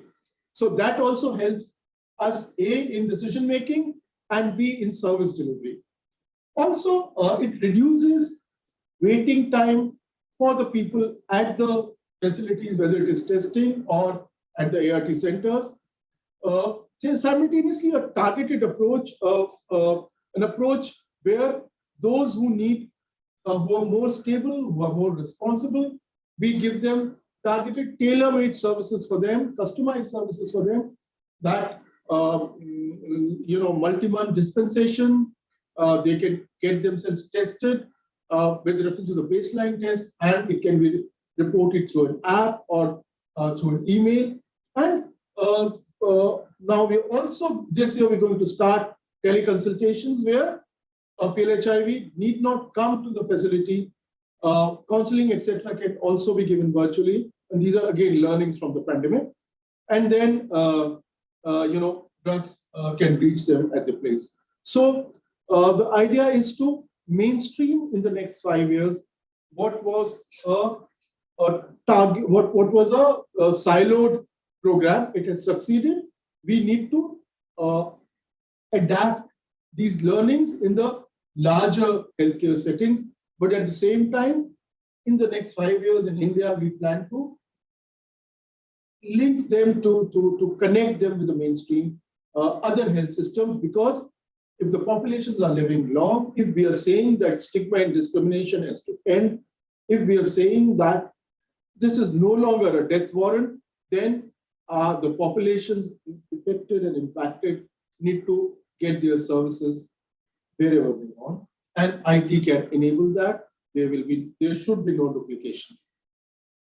Now, coming to mental health, as I said, that issue at Park, that are another in this country, another massive learning during the pandemic was the impact that such pandemics take on the make on the the mental health of the people, of the populations that are affected by it. So things which were so far talked about behind the screens are now being commonly treated as a health issue, which is just a health issue which can be resolved with proper treatment. So that is again part of the package along with NCTs, mental health, not only through the mental health program, the larger mental health program of the government of India, but also through our own helpline. We realized that during the pandemic, the NACO helpline played a major role.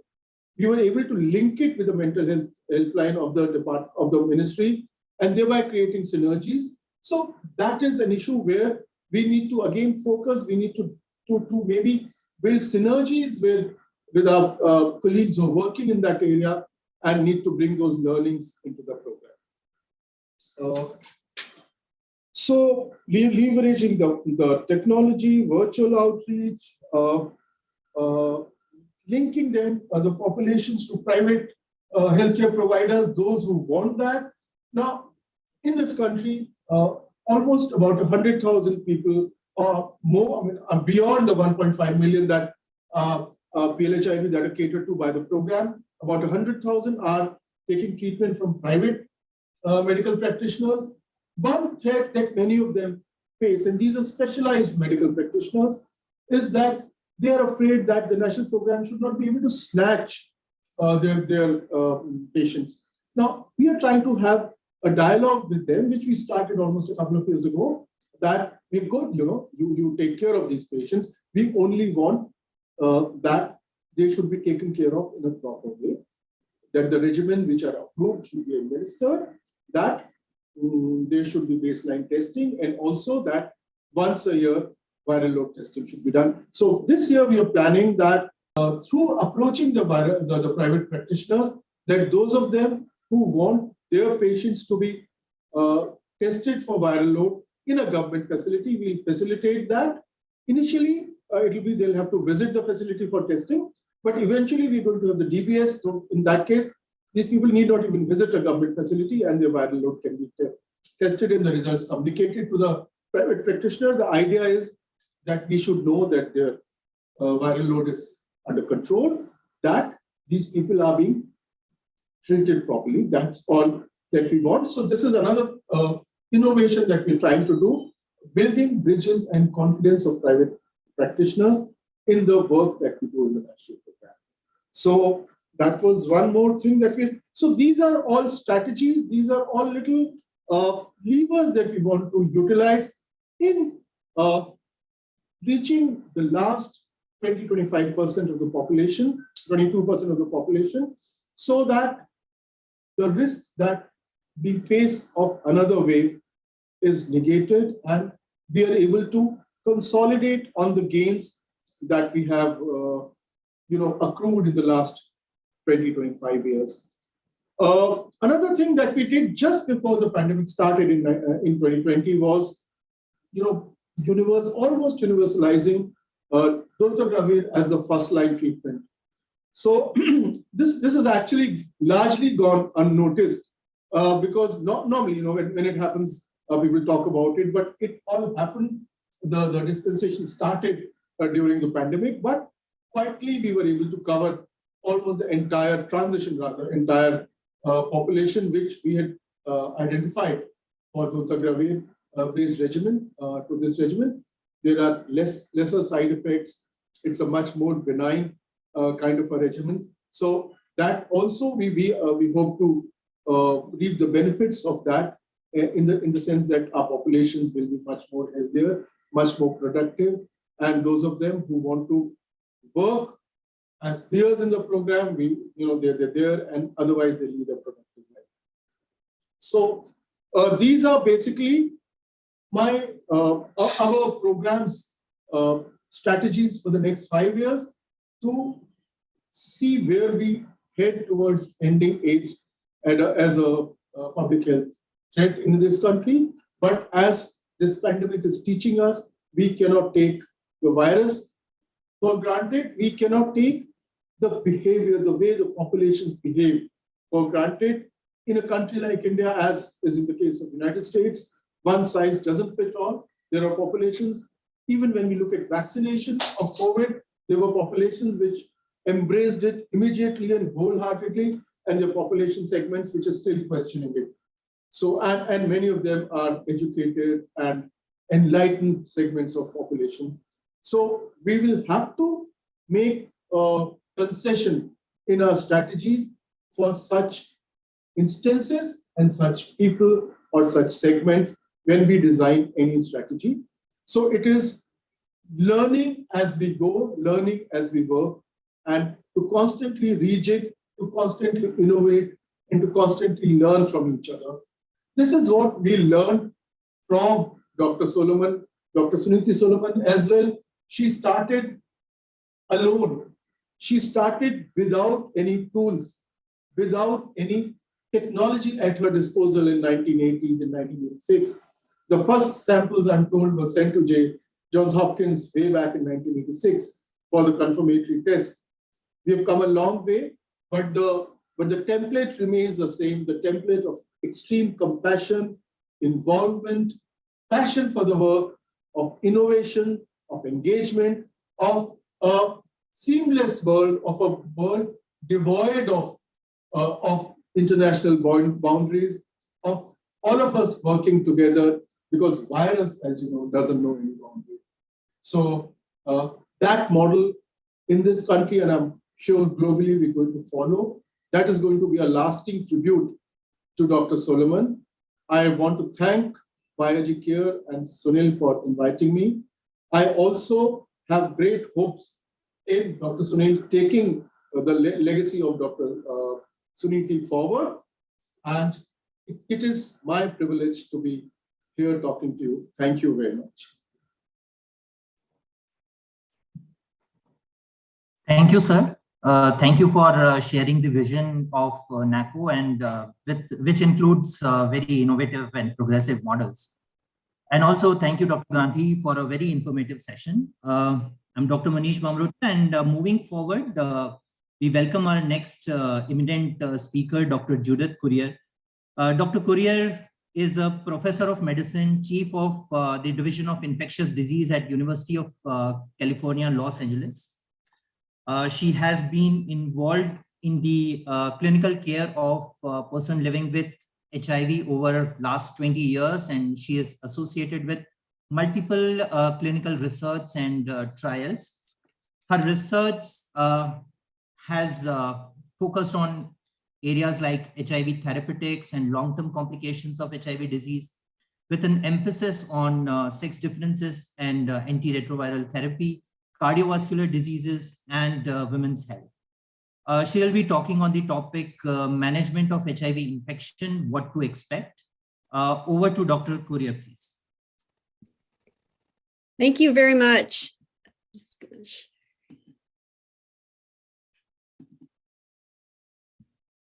Just going to pull the slides up. Thank you so much for that introduction. I think the previous talk was a great preparation for what I'm going to talk about, the future of HIV treatment. You know, as you've heard, over 37 million people living with HIV around the world, but still there are some who don't know their status, and some among those 73% receiving treatment who remain unsuppressed by medication. So we still have work to do to control and end AIDS, as has been discussed already. So what are the current challenges in HIV treatment?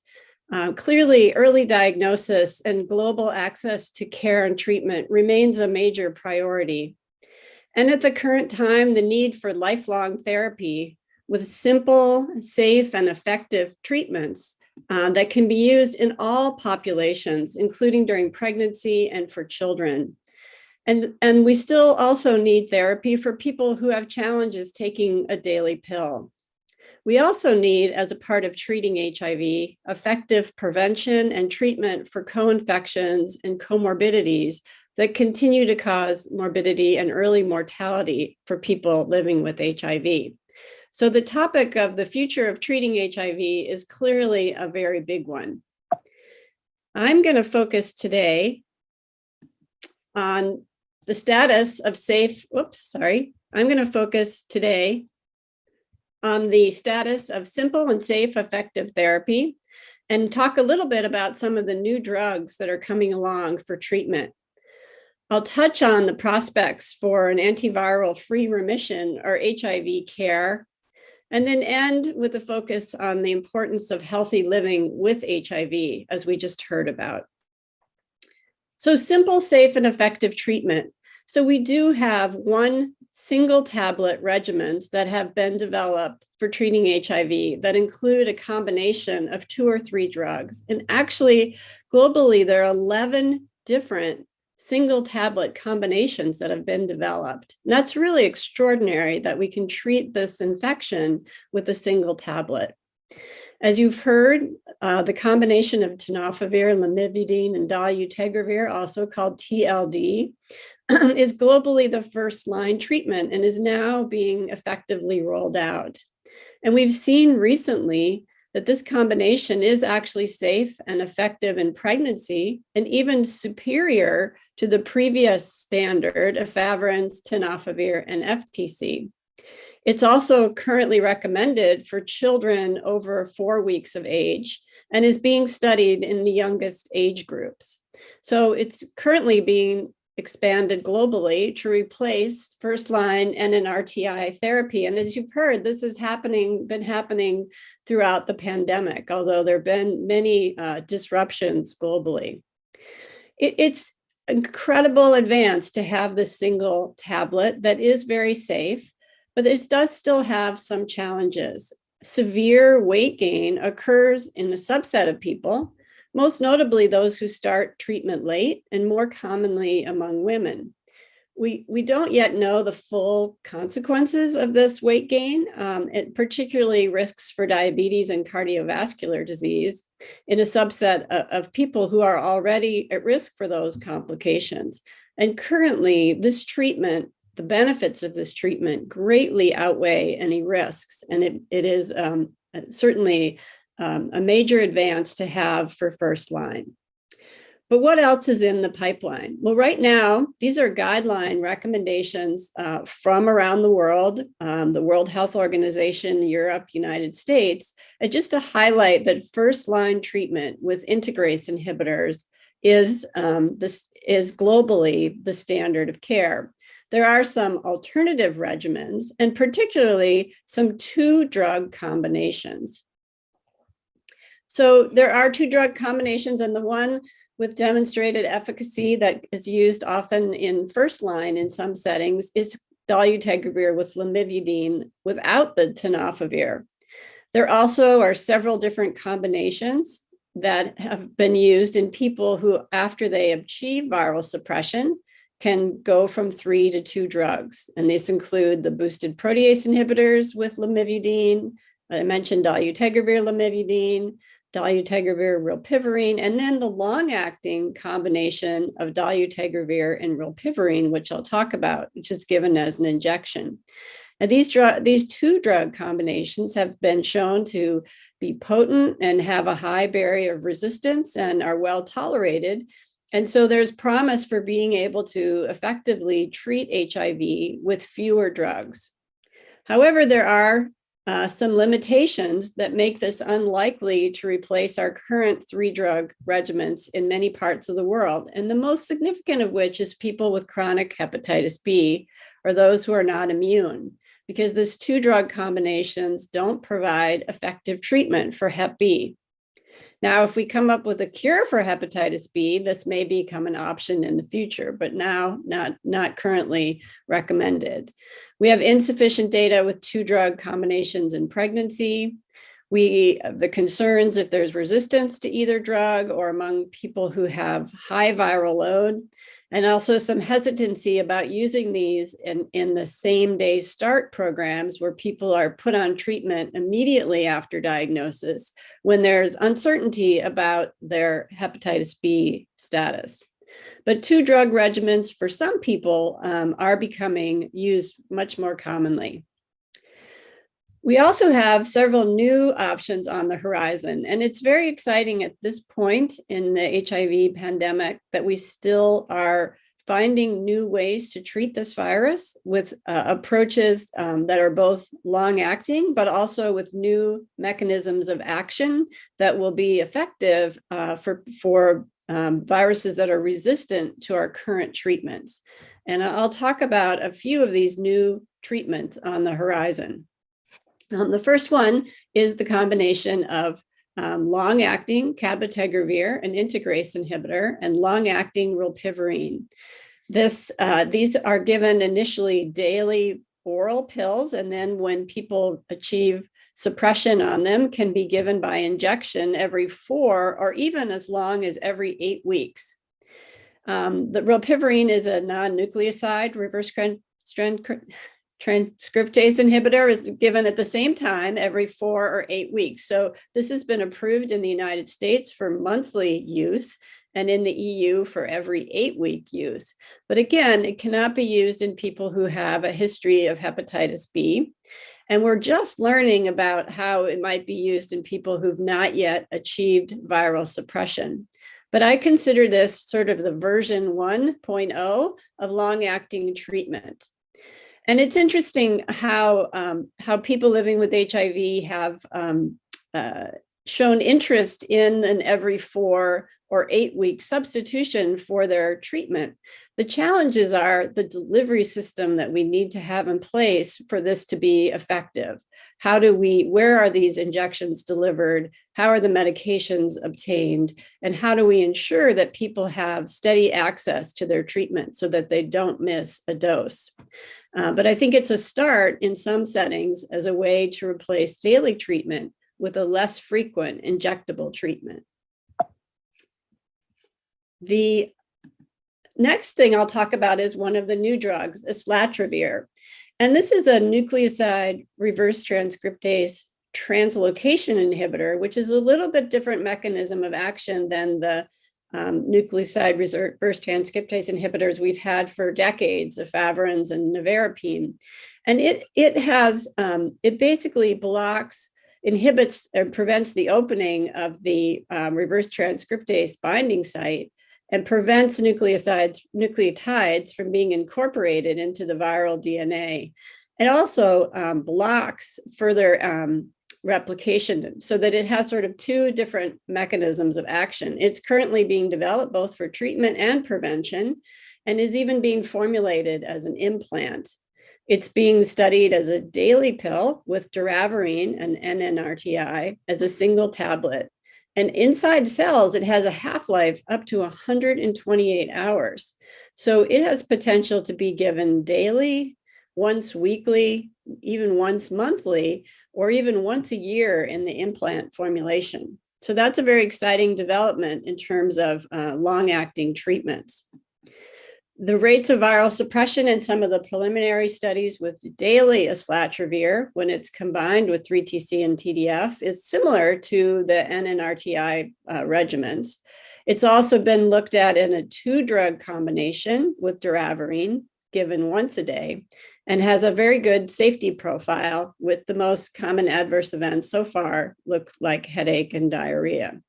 So there are a number of studies going on with this new drug, people who are treatment naive, use in people who are heavily treatment experienced, switching from people who are suppressed, and then also, importantly, studies in children and adolescents are planned.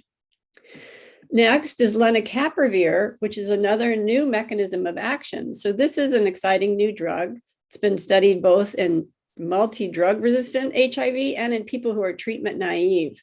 And in people who had really limited options with resistance to most currently available drugs, it was shown to have a favorable safety profile and it had high rates of virologic suppression up to 81%, with an ability to raise CD4 counts in those who are less than 50 with limited adverse events. And it was given initially orally and then as a 6-month sub-Q injection with optimized background therapy.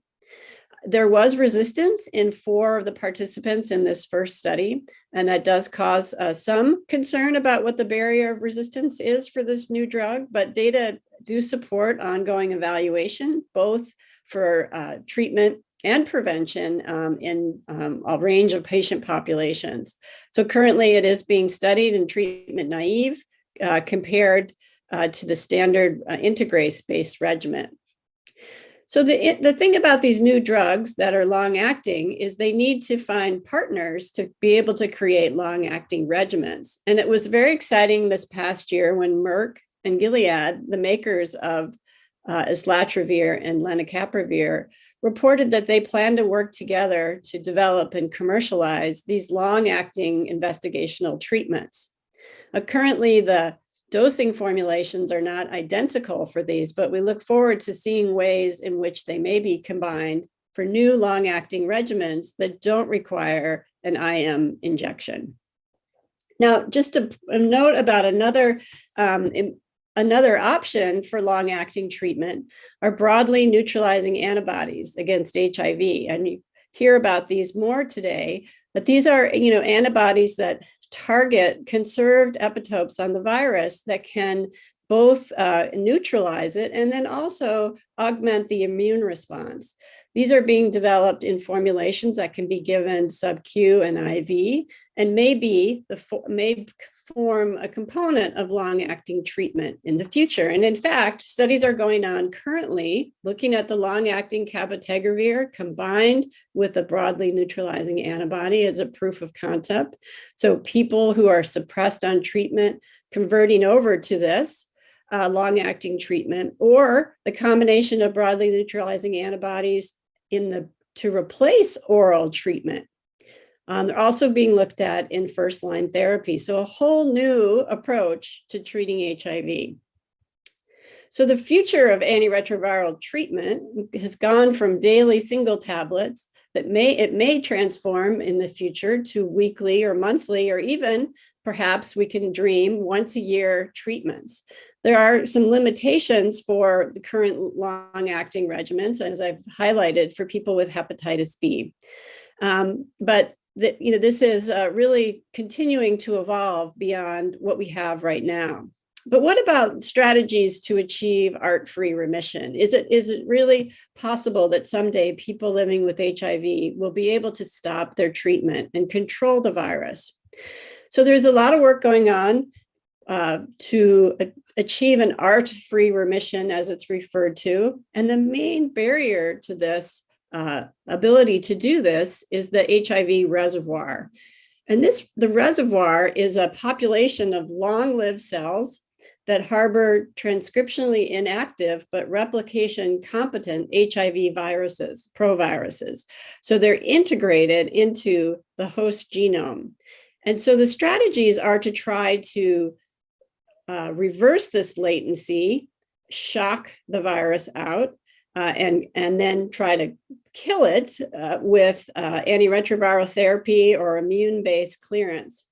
The other strategy is to try to lock it down so that it can't be reactivated in the future. And there's a lot of really exciting work going on now to see if approaches can be developed to purge this reservoir or lock it down for good and allow people to control HIV without medications.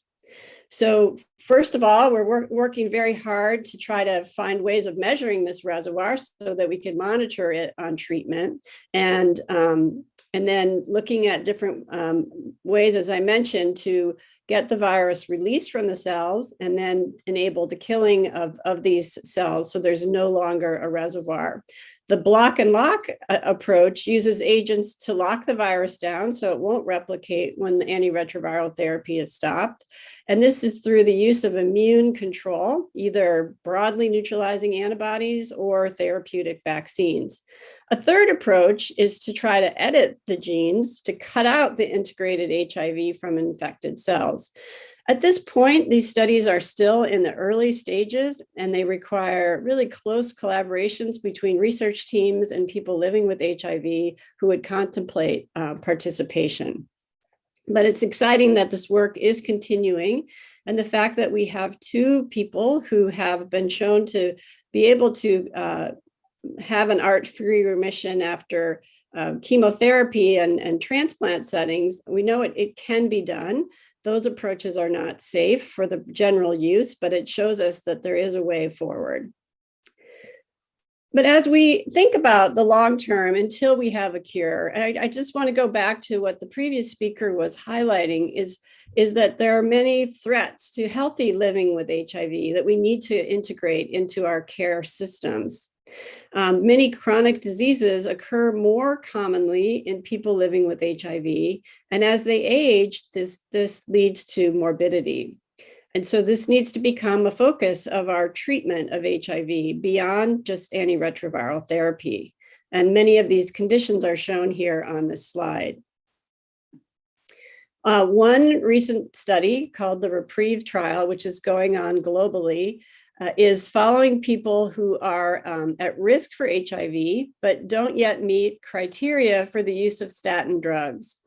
In a sub-study from this trial, they looked at subclinical coronary artery disease in people living with HIV. And so there are 755 of the participants in the study. The atherosclerotic risk score was calculated based on age and presence of hypertension and smoking and other factors. And it was low in this group because they didn't meet criteria for the use of statins. But yet, using CT angiography, coronary plaque was seen in almost half of the participants. And you can see the percentage who had 0, 1, or 2 greater than 3 plaques based on the cardiovascular risk calculation. And that even among those with very low risk, plaque was present. Now, this doesn't mean that they are going to have a heart attack necessarily, but it just shows us that the prevalence of disease is very high in this population, and that among those with the atherosclerotic cardiovascular risk of less than 2.5%, 30% had evidence of plaque. Now, this plaque is associated with our high levels of markers of inflammation, IL-6, for example, and it was independent of the other traditional risk factors. So it suggests that the chronic inflammation associated with HIV may be contributing to the development of cardiovascular disease, and similarly to other chronic diseases.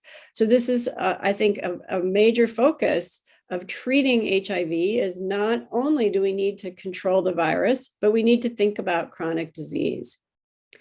And many different chronic diseases have been associated with these higher rates of immune activation.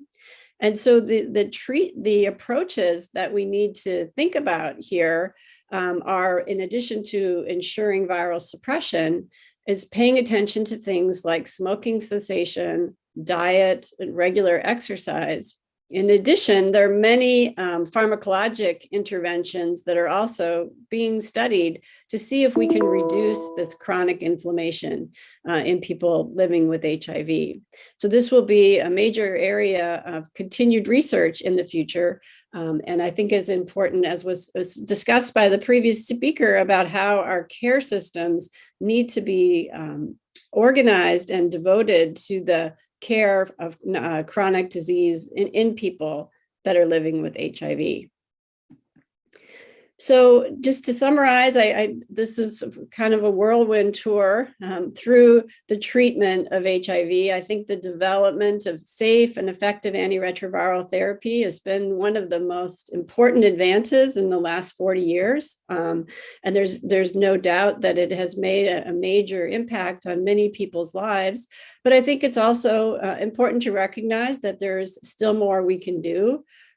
We need to expand the coverage with available treatments, and we need to continue to look for other mechanisms of action and other treatments that may potentially be able to be used with less frequent dosing and that have a few long-term consequences.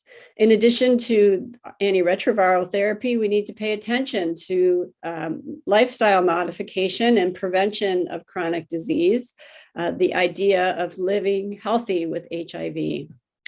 And I just want to, for a moment, reflect on thinking back over all that's been accomplished in HIV, and that the much of what we have today and the approach that we've taken was pioneered by Dr. Suniti Solomon.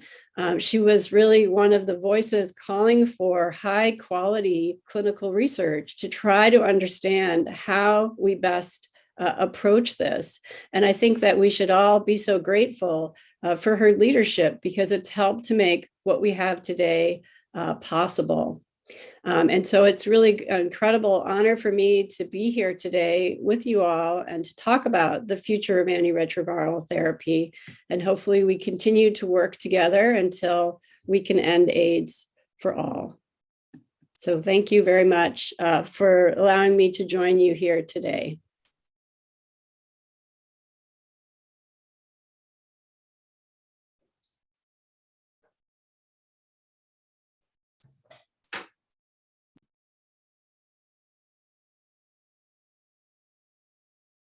So thanks very much, Judy. That was a fantastic overview of HIV treatments, and exciting to consider what might be coming.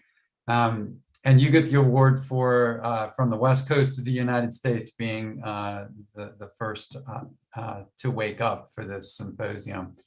It's my pleasure now to welcome Penny Moore.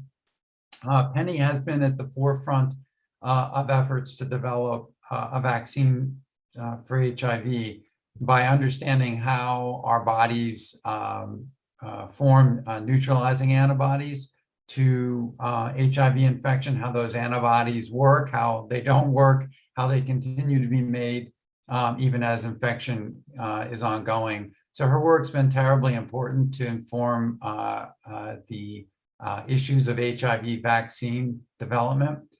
As you might know, Penny's also been just right at the center of describing the emergence of the beta variant for SARS-CoV-2 and how our bodies and our immune systems might control that. But she'll be brushing off that knowledge today and reaching back to her HIV vaccine work to answer this question of is a vaccine a myth or a reality? Dr. Moore is the South African Research Chair of Virus Host Dynamics and an Associate Professor of Medicine at the University of Witwatersrand and the National Institutes for Communicable Diseases. Penny, we're all looking forward to learning from you today. Thank you so much. Let me see if I can manage to share my slides. Are those up and running? Yes, perfect. Great, thank you.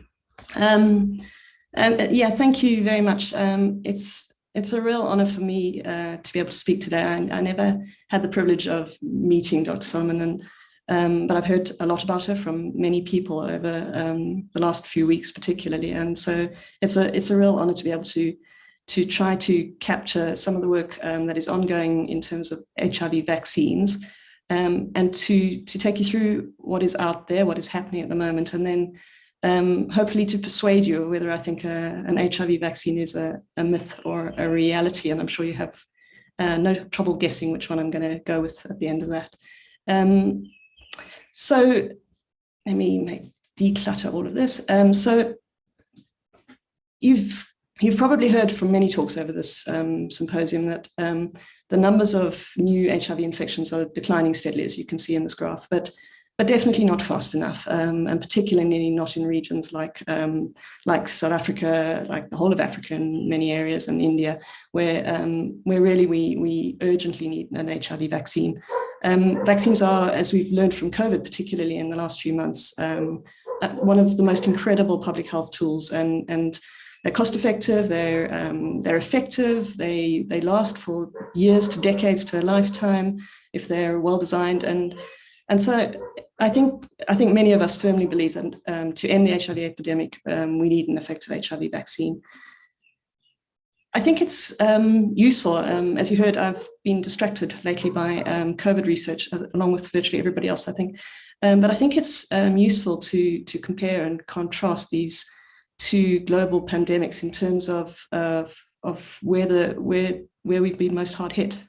This is a schematic that Kathy Skippers in my team made that looks at the numbers of deaths for COVID since the beginning of the pandemic, and for HIV since the beginning of that pandemic, and colors the numbers of deaths by where they have been reported. So if you look down at the bottom here, you can see that we've had more than 36 million deaths over the last few decades, many of them in Africa and Asia. And you can see the numbers are coming down, but the numbers of deaths are still far too high.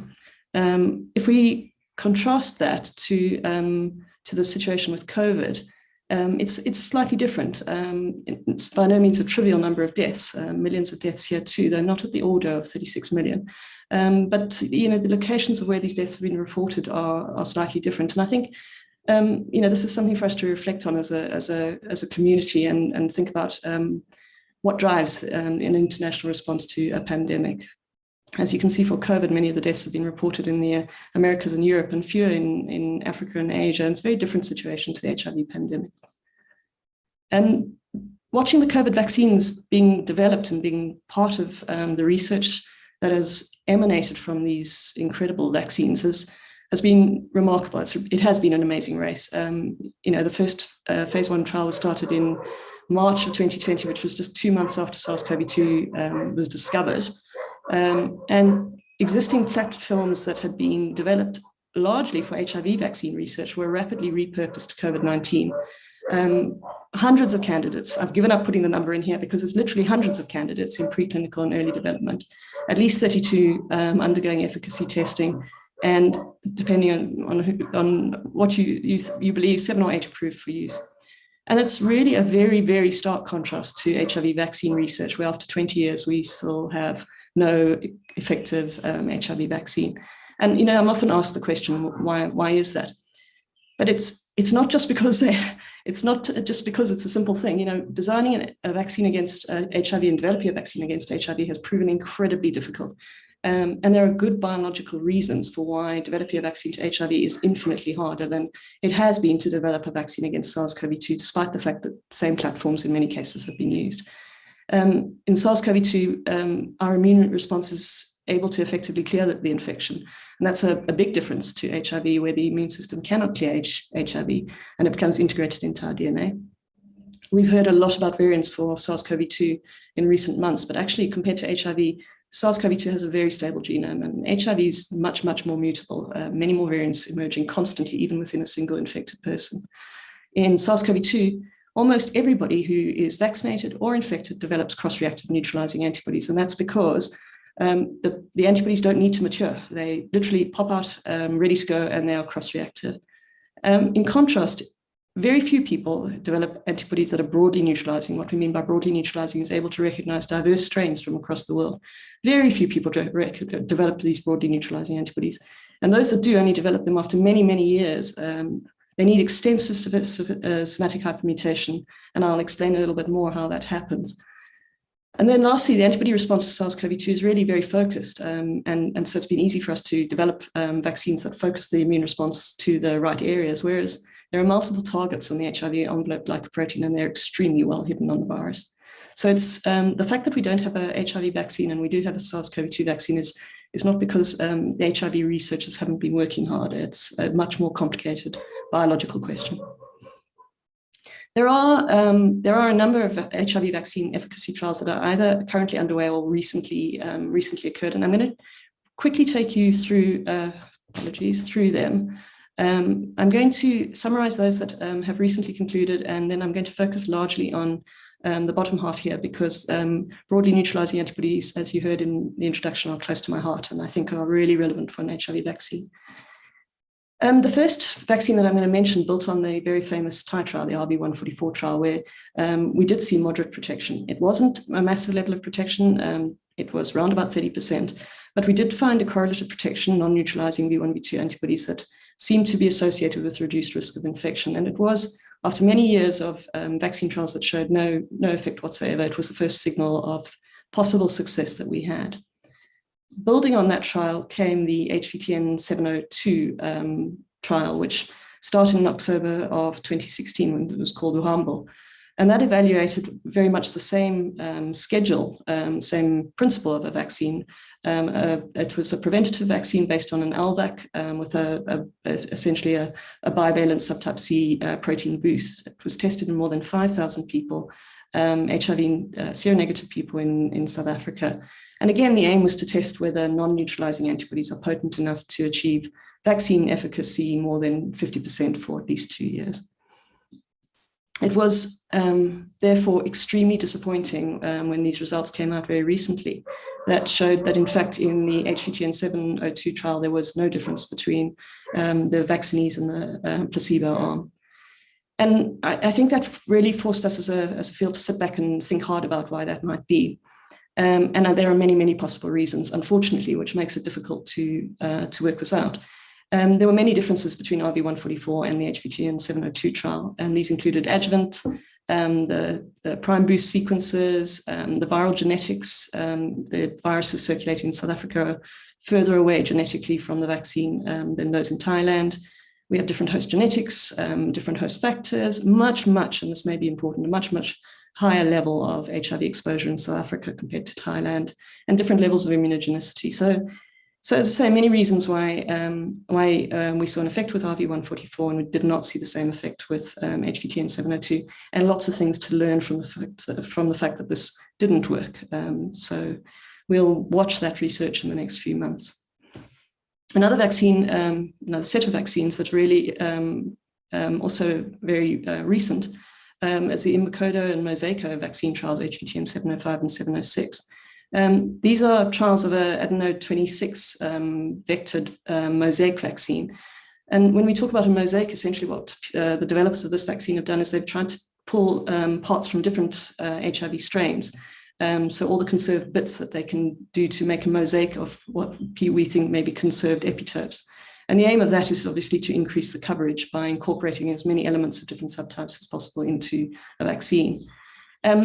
This regime showed very good protection in preclinical non-human primate models. So I think many of us were hopeful. However, Makoto was only a couple of weeks ago now terminated, not for safety reasons, but because there was no signal of protection.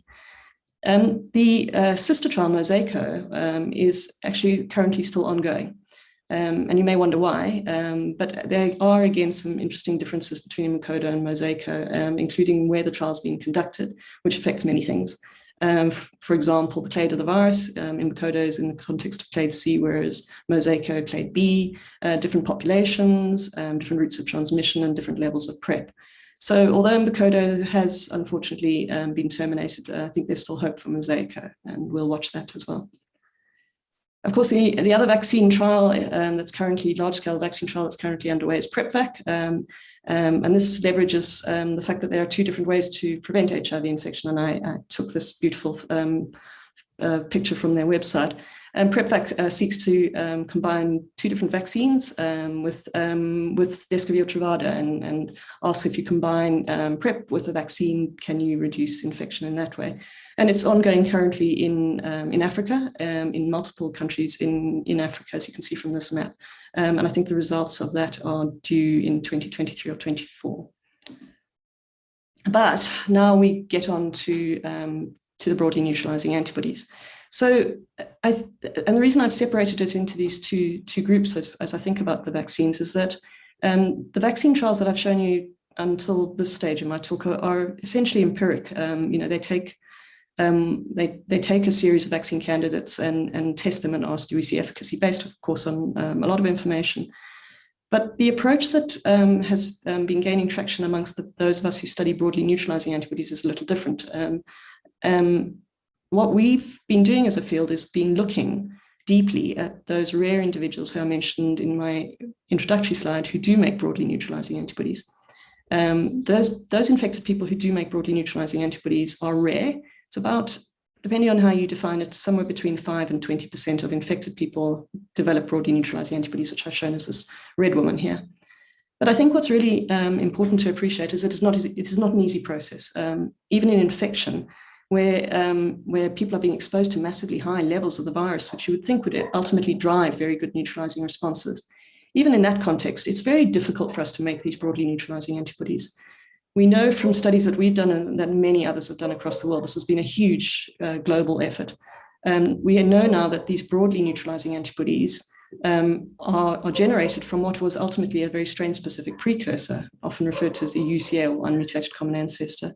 And this antibody goes through a sort of a cat and mouse arms race with the virus. So that UCA is exposed to a virus, and the virus changes, and then the antibody changes, and the virus changes, and then the antibody changes, and it's, you know, that process takes years. And so while it provides us with a roadmap on how to make these broadly neutralizing antibodies, it's not an easy roadmap. So I want to lay that out up front. But it is the basis of what are being termed rational vaccine design strategies. And I have a little bit of a problem with this because it sort of implies that other vaccine strategies are not rational, but it's just a slightly different approach. In this case, we're taking people who are chronically infected, we're identifying the broadly neutralizing antibodies in these people, we're defining the vulnerabilities, this is the HIV envelope spike here, and we're defining exactly where these antibodies bind. And then we're designing an immunogen base to trigger this specific response and put it back into HIV negative people. This at least is the theory. But I think we're entering a really, really exciting time. You know, this, as I said, this huge global effort to understand how broadly neutralizing antibodies develop during infection has given us wonderful, wonderful tools to use to try to generate broadly neutralizing antibodies through vaccination. And I'm going to take you through some of the major concepts in BNAB vaccine trials, some of which are already in the clinic, in clinical trials, experimental medicine clinical trials, and others of which are slightly earlier. I think probably the approach that has garnered the most attention, perhaps, is called germline targeting. Germline targeting is based on the notion that some of the broadly neutralizing antibodies that develop in people are very focused. They can only use a certain antibody germline, so they rely on the genetics of our immunoglobulins. They have a very limited way, we have a very limited genetic approach to develop some of these broadly neutralizing antibodies. And it's particularly true of antibodies to the CD4 binding site, which can really only use VH1/2 germline immunoglobulin genes. And the reason for that is that these immunoglobulin genes almost provide a scaffold in which the antibody is able to embed itself through the glycans that protect the HIV envelope. And so we have, if we want to try to trigger these CD4 binding site antibodies, which are in infection very potent and broad, we need to be able to recruit these very unusual VH1/2 precursors. And to do that, several groups, with much of the work that I'm going to refer to today, led by Bill Schief out of Scripps, have tried to target these unusual germlines, and this is what we mean by germline targeting. This highly engineered nanoparticle structure is called EOD-GT8, and it's one of the lead candidates for germline targeting, and it's recently gone through some of the initial clinical trials, first experiments in humans, and I think it's generated some really exciting data. The first to say is that EOD-GT8 was safe in humans. But perhaps from an immunological standpoint, more importantly, is that this EOD-GT8, this little nanoparticle that I'm showing you here, was able to trigger these unusual VRC01 class responses in 35 of 36 of the vaccine recipients, 97%. I was blown away when I saw this data, because I think that to be able to reliably trigger a similar response in 97% of this group is a remarkable achievement. I just want to be very clear, though, that these responses that have been triggered are not broadly neutralizing. They are the first step. So if you imagine that this is the first step and this is what is required again to become a broadly neutralizing antibody, we are here. We are the germline antibody. What we need to do now is to develop strategies to push these VH1/2 precursors all the way along this long pathway to breadth. And that is not an easy challenge. One of the main approaches that the community is using to do that is to use HIV envelope trimers. The reason that HIV envelope trimers have become a possibility more recently is because we have a much better understanding now of what good HIV envelope trimers look like. We understand that some of them are good from an immunogenicity point of view and some of them are bad, and we need these trimers to be highly stable. And most envelope trimers are simply not, they fall apart. Through research led by several groups, I'll mention Roger Sanders and John Moore, amongst others, who've been real leaders in this work, was the identification of SOSIP trimers, which are essentially trimers that have been molecularly stitched together so that they're very stable. And what we know now is that these trimers are better immunogens, these SOSIP trimers, compared to, for example, uncleaved trimers, which are what we would call non-native trimers. So we have a much better handle than we did on what the trimers are that are needed to push antibodies along the pathway towards breadth. We also have interesting new candidates that are further upstream in the process. A relatively new epitope that has been defined on the HIV envelope trimer as being a broadly neutralizing antibody epitope is the fusion peptide, which is very conserved. It's a tiny little peptide, which is very appealing from a vaccine design perspective because it's much simpler to design vaccines based on peptides. I think there's really exciting data coming out of the VRC, amongst others, showing that the fusion peptide may be a viable vaccine target. There's interesting animal data where reasonable breadth has already been triggered. And so here what people are doing is linking, again, fusion peptide priming with, for example, trimer immunizations to push things along. And then linked to that is novel delivery mechanisms. I explained to you that broadly neutralizing antibodies happen as a consequence of this ongoing arms race. And what sequential immunization aims to do is to represent some of the envelopes as immunogens in order to try to shepherd the immune system along the same pathway towards breadth. And then the other thing that's happening are these slow delivery immunization schedules where you use osmotic pumps, for example, to gradually deliver an immunogen rather than to give a single shot. And if you think of it compared to HIV infection, a slow delivery is probably much more akin to what we see in the context of infection, where there's constant exposure to antigens. And I guess the point I really want to drive home from this slide is I'm showing you through here 5 different BNAB vaccine concepts, but these are not being tested in isolation. Germline targeting will be followed by trimers. Trimers are being used to boost antibodies primed by fusions, all of them incorporating elements of sequential delivery. So these are overlapping concepts, and most likely an HIV vaccine will require all of them. Of course, there's another alternative, which is simply to deliver the antibodies, broadly neutralizing antibodies through passive immunization. This idea is based on the fact that you can identify somebody who's developed broadly neutralizing antibodies, pull out a monoclonal antibody, make it in massively high levels in large steel vats, for example, and then give it back to people as a molecule. It's instant immunity, which is wonderful for very high-risk people. It's highly specific and may have less safety profiles, less safety problems than some of the other options. And using knowledge that largely has been gained from the cancer field, these antibodies can be easily engineered for increased functionality and increased half-life, and many groups are working on this. This has really been the basis of the VRC01 AMPT studies, antibody to prevent HIV acquisition. And this was published in March of this year in this NEJM article.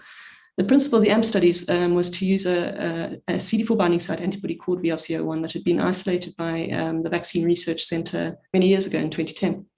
It's a good antibody. It neutralizes more than 90% of global isolates, and it's been shown in non-human primates to protect from infection. And it has a reasonable half-life. It's not a great half-life, but a reasonable half-life. And so the idea was, can we use that antibody, passively administer it to people through a drip, and ask whether they are protected? And it was a huge study that's, as I say, has just been reported, HVTN 703-704, incorporated nearly 5,000 people in a high dose and low dose antibody arm in the Americas and in sub-Saharan Africa. It was 10 infusions given every 8 weeks for its total duration of 22 months.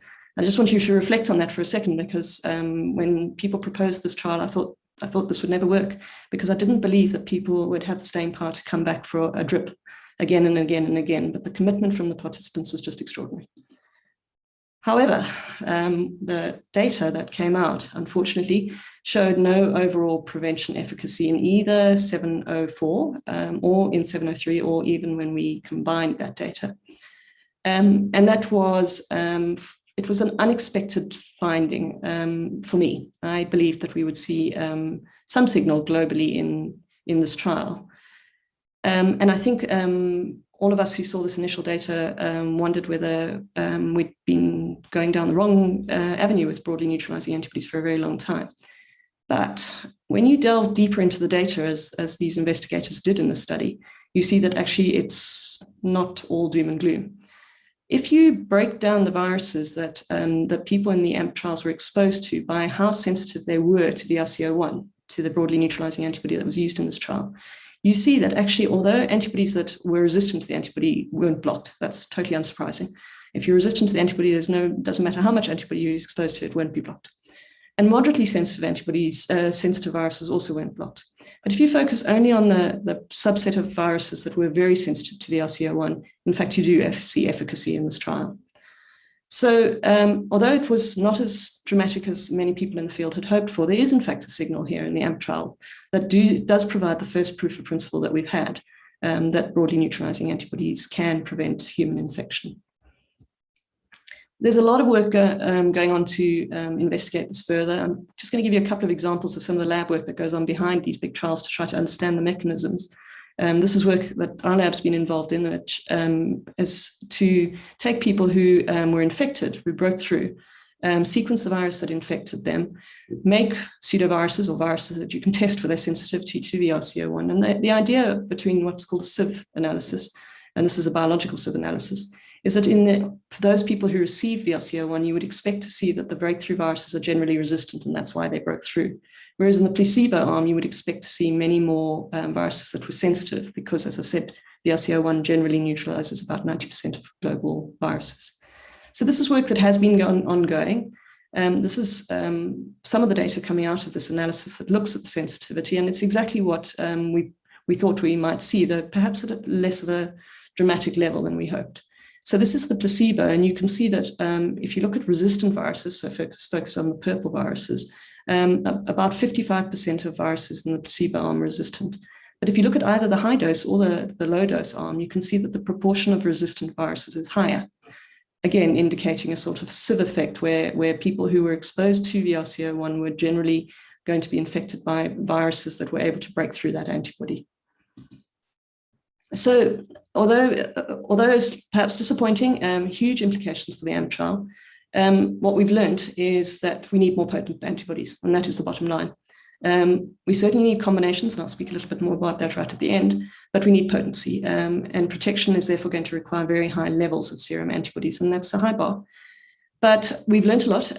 We do know that our in vitro assays and the NHP models are, in the context of broadly neutralizing antibodies, reliable, and that antibody efficacy in passive immunizations, independent of gender, population, clade, dose, or route of acquisition, all of which is going to be really important as we go forward. And so I come back to this question of whether we should be disappointed. And I want to take you back and contextualize this trial. VRC01 was never intended as a product. It was the available broadly neutralizing antibody that we had at the time. It had good breadth, as I've mentioned, 90%, but we have much, much better antibodies, and I'll show you a little more.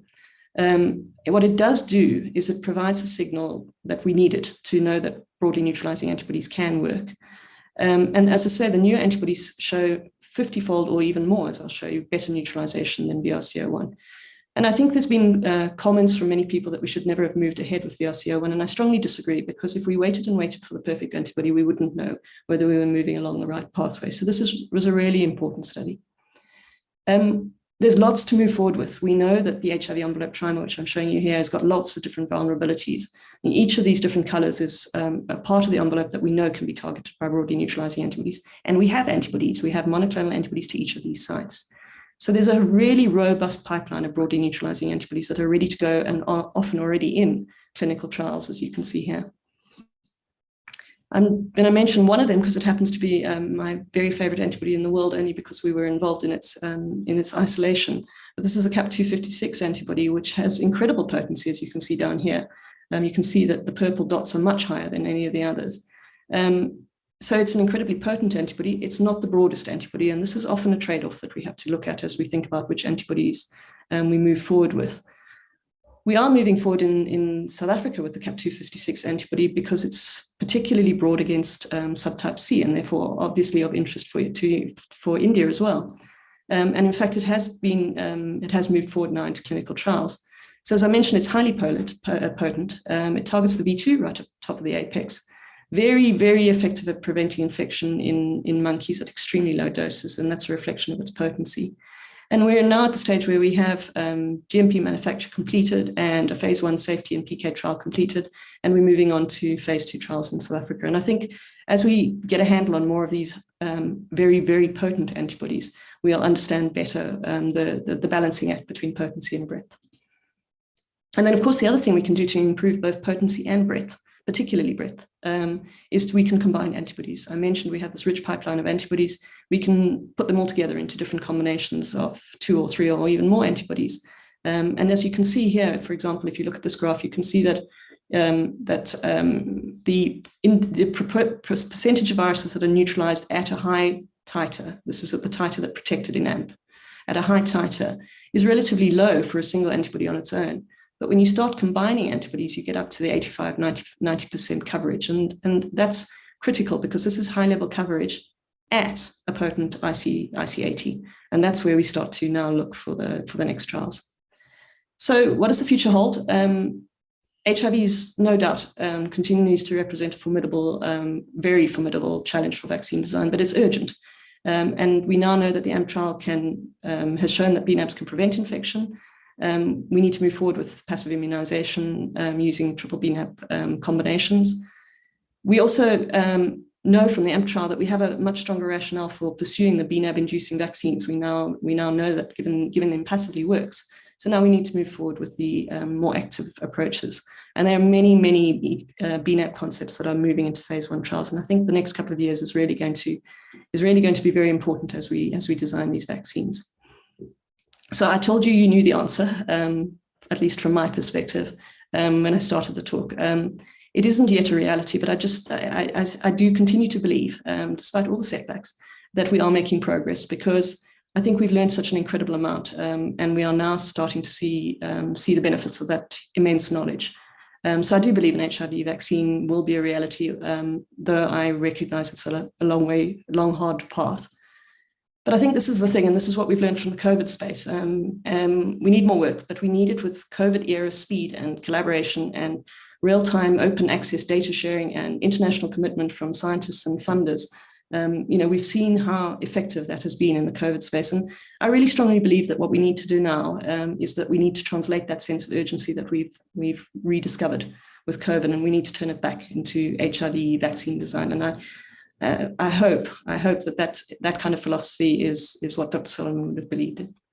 And I'll stop there and briefly acknowledge my wonderful lab here in Johannesburg in South Africa, a COVID era lab photo, but who've contributed immensely to much of the research and many of the slides that I presented, and our funders, and stop there. Thank you.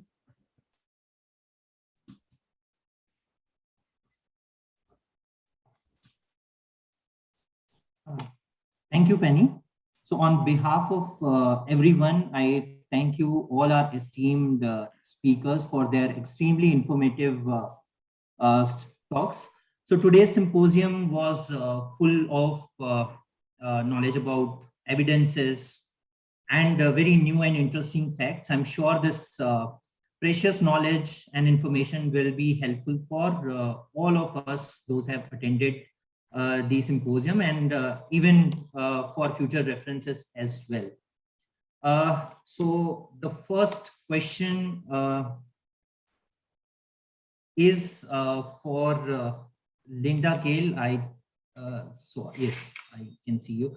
So madam, the question is, how rational is the use of PrEP in setting like India, which is a low prevalence, low incidence country? And specifically because it's concerned to the fund allocation. So question is, why to use funds for PrEP rather than for the treatment when specifically the need for treatment is increasing? And also this may also lead to decrease condom usage or rise in STI, so may have a burden on the existing kind of program. So this is the question. I hope you... Thank you. And it's a great question. And I think we often are in that quandary. So South Africa certainly was in that quandary. We have 8 million people to treat. But we can't get away from the fact that because people remain untreated, there is transmission of virus going on. And for that reason, and what I hoped I tried to sort of explain is that you really do need to have a two-pronged approach. One where you take care of the treatment, but on the other hand, you protect those who are most at risk.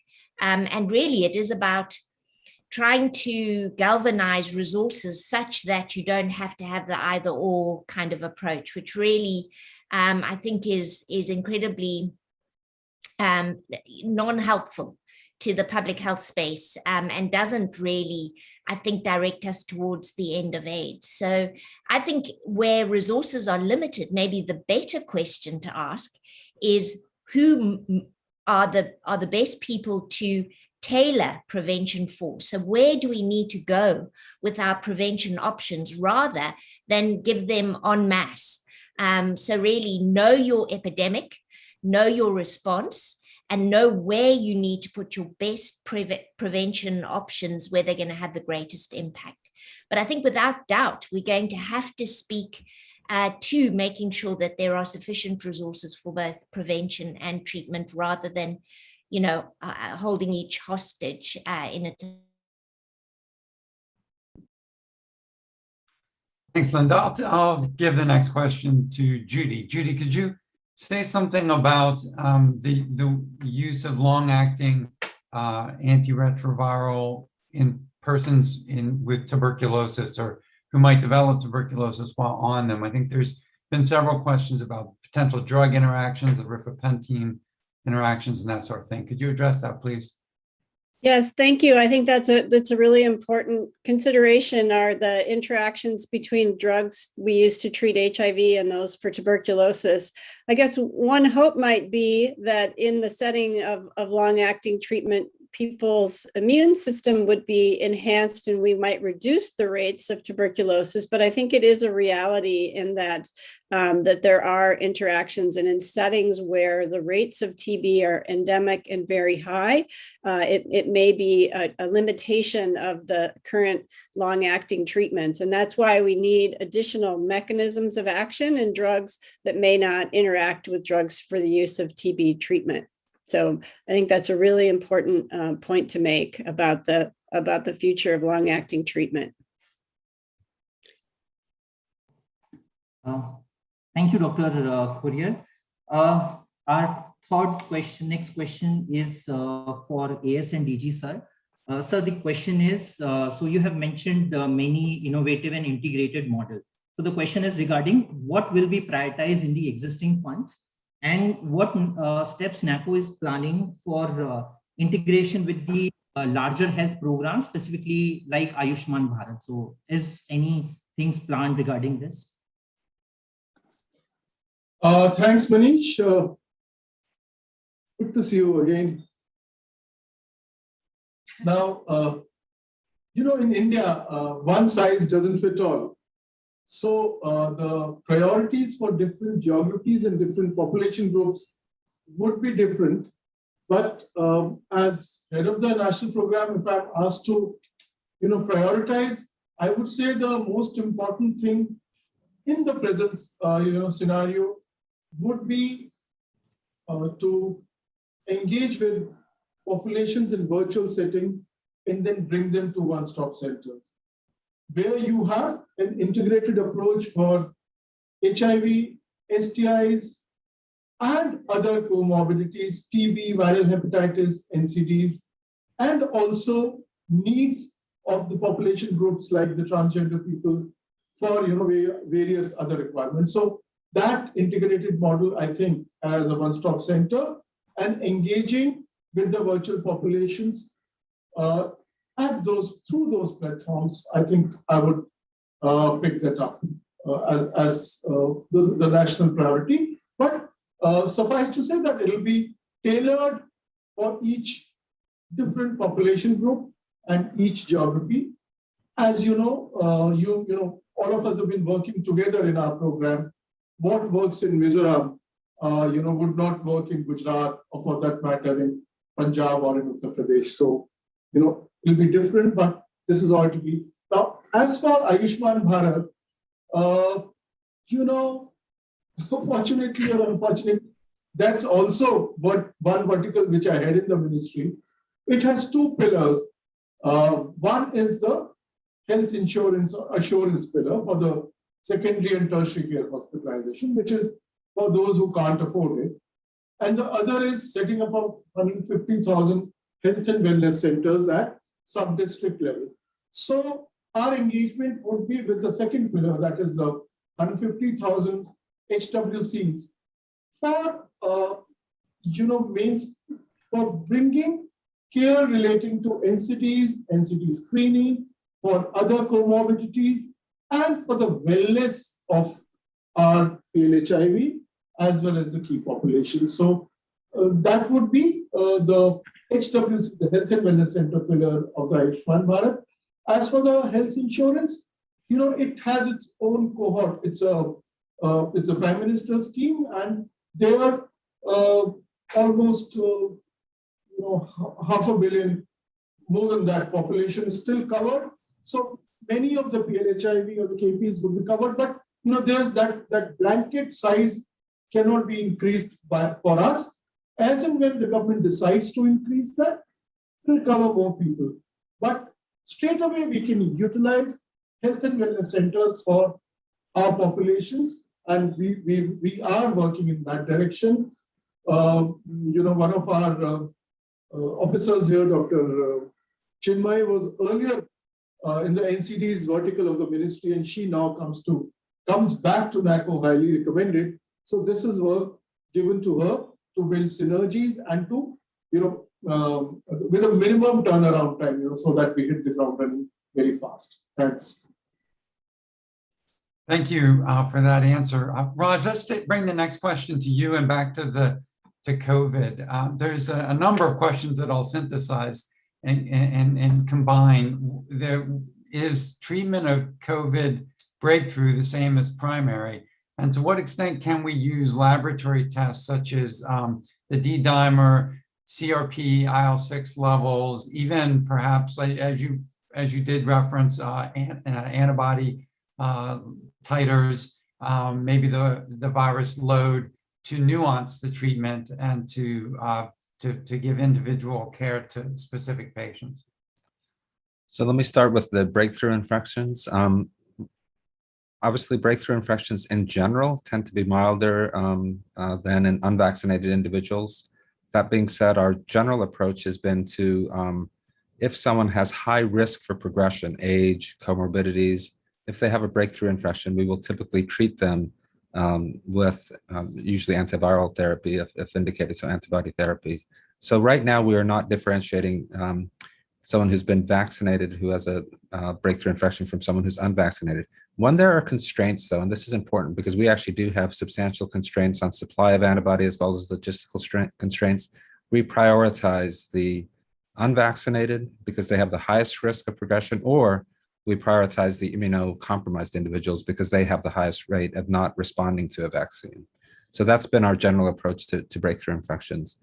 The question about differentiated care, we heard about differentiated care for HIV, which I think is absolutely right, but differentiated care for COVID based on the particularities of the patient's risk profile, I think will come. It's not quite here yet. What I would say is in the outpatient setting, we don't have information suggesting that checking CRP, D-dimer, IL-6, some of the things that are mentioned in the chat are worthwhile. And that's important because these tests are quite expensive or can be quite expensive. In the hospitalized settings, what I showed you is one slide showing that IL-6 is prognostic. That is, those people who did not survive COVID had higher IL-6 levels than people who did survive COVID. And the same is true for D-dimer. The same is true for a multitude of other inflammatory markers. What we don't yet know is whether measuring those markers changes care. So we do them. We do them in some ways for prognostic reasons within the hospital, but I can't show you a particular therapeutic intervention with one exception, and I'll mention that one exception now. For some of this augmented immunomodulation for interleukin-6 blockade in the hospital, not for outpatients, then knowing someone has inflammation, a CRP that's over 75, that is one of the criterion that is typically used to decide if someone has both severe COVID and that hyperinflammatory state that I was talking about. So that's one instance where knowing the CRP, for example, would support the use of tocilizumab. So that's the very relatively narrow hospitalized severe patient where I would say that we have information that would influence treatment, mostly prognostic. Thank you, Dr. Gandhi. The next question is for Penny. Penny, the question is, so if long-acting PrEP comes, the injectable ones, let's say once in 6 months, then will the vaccine will it be required specifically because it has low efficiency and even booster doses are required? So will it be required still? Yes, yes is my answer in the long term, because a vaccine will ideally, as we've seen for COVID, require 1 or 2 or 3 shots, as opposed to a 6-monthly shot for the rest of your life. So yes, I think where the long actings are going to make it interesting is how we're going to test vaccines as they come out into the field. I think that is going to be an interesting problem for us to deal with as a community. But ultimately, yes, it doesn't really matter what you say. I don't think anything is going to sway me from the fact that I truly believe that a vaccine is ultimately the long-term solution. Yeah, I think that in the meantime, the long-acting drugs are going to be invaluable resources for us.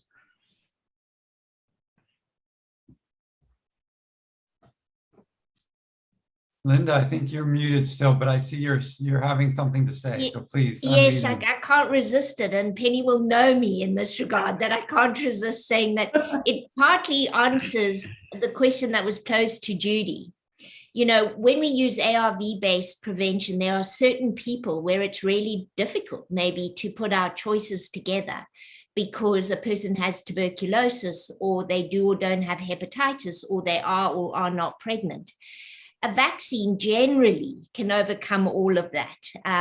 So, it falls into more of the immune modulation side of treatment, and it fills that gap, which might be created for certain people with ARV-based prevention. Totally agree that as the frequency becomes less, and even with the implantables, we really are going to be starting to look a little bit more like a vaccine in terms of how often you have to come and get dosed, etc. But we have to remember it is still an ARV-based intervention that we're talking about, and that has its own set of complexities for certain people. Actually, to bring it back to HIV and COVID, some people in the United States have, I think, mistakenly argued that monoclonal antibodies or molnupiravir may be a substitute for vaccine. It's become politicized. But what I have always said, and it's true in COVID and it's true in HIV, of course, is that prevention is always going to be better than having to treat.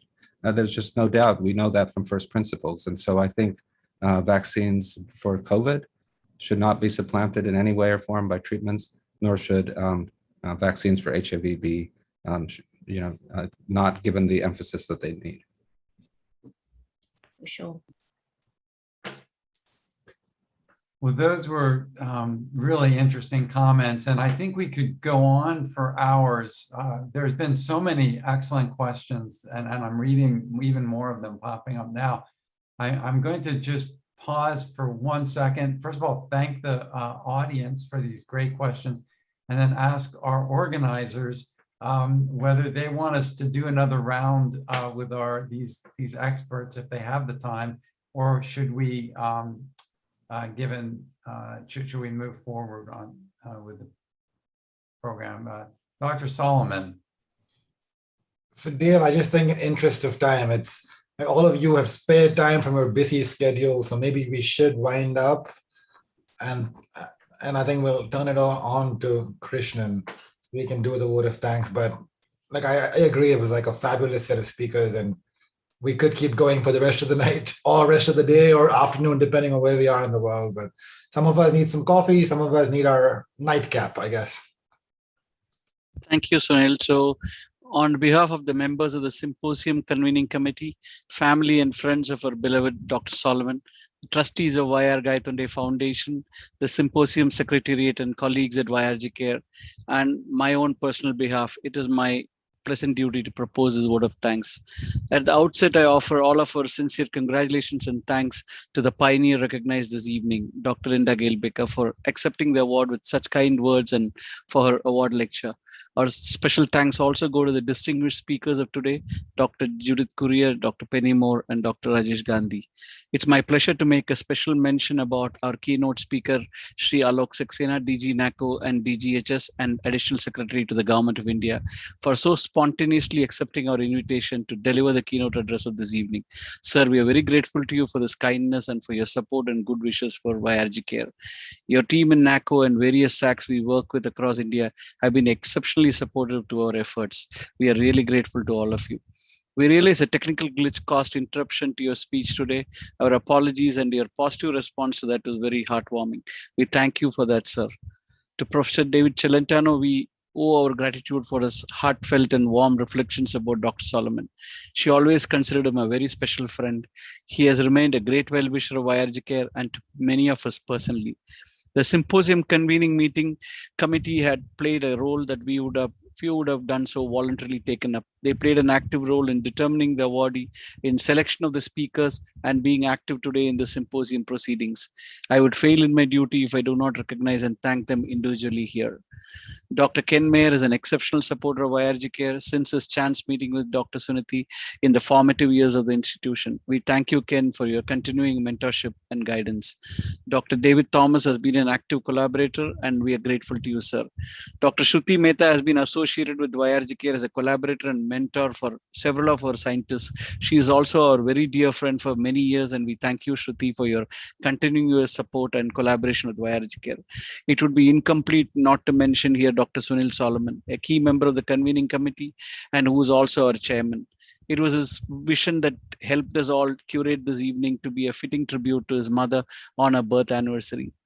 It is Sunil's hope that this memorial event will occur annually. We promise to do our best to ensure this continues year on year, Sunil. The symposium secretariat has been buzzing with activity, and over the last few weeks had the support of many volunteers, each a valuable colleague. There are numerous to name, so I thank each of them in this forum for their spirit and contribution. Your enthusiasm and tireless efforts ensured the successful program today. We are grateful to you. The entire digital support for this event was by Rage Communications. You will see their work throughout this venue.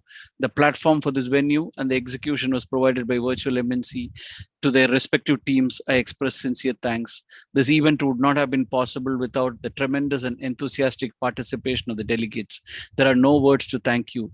With over 2,000 unique registrations and over 500 logins today, it is truly a satisfying moment for us to see your interest in this symposium. We may have contacted you multiple times, and you have been so generous with your patience and support to us. We sincerely thank you, and we remain grateful to you.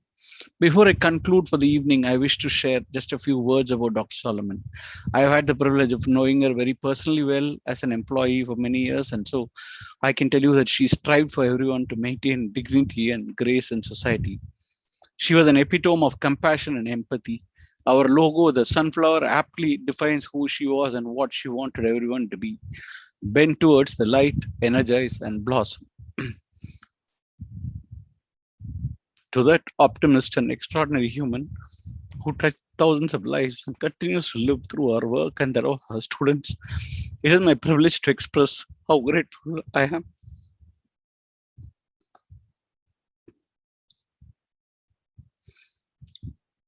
I'm sorry. Dr. Suniti always used to tell us in private that we should be involved in research, program deliveries, or science developments that will be beneficial to those who come to our clinic and seek our assistance. With these words of Madam in mind, I recently answered a query that the vision of this great foundation will be to stay relevant to changing health and social development needs of the communities we engage with. I sincerely thank each one of you for participating in this symposium today, and please do visit the exhibition booths of our sponsors if you do have the time, and it's open until 9 p.m. Thanks again. Thanks for your attention.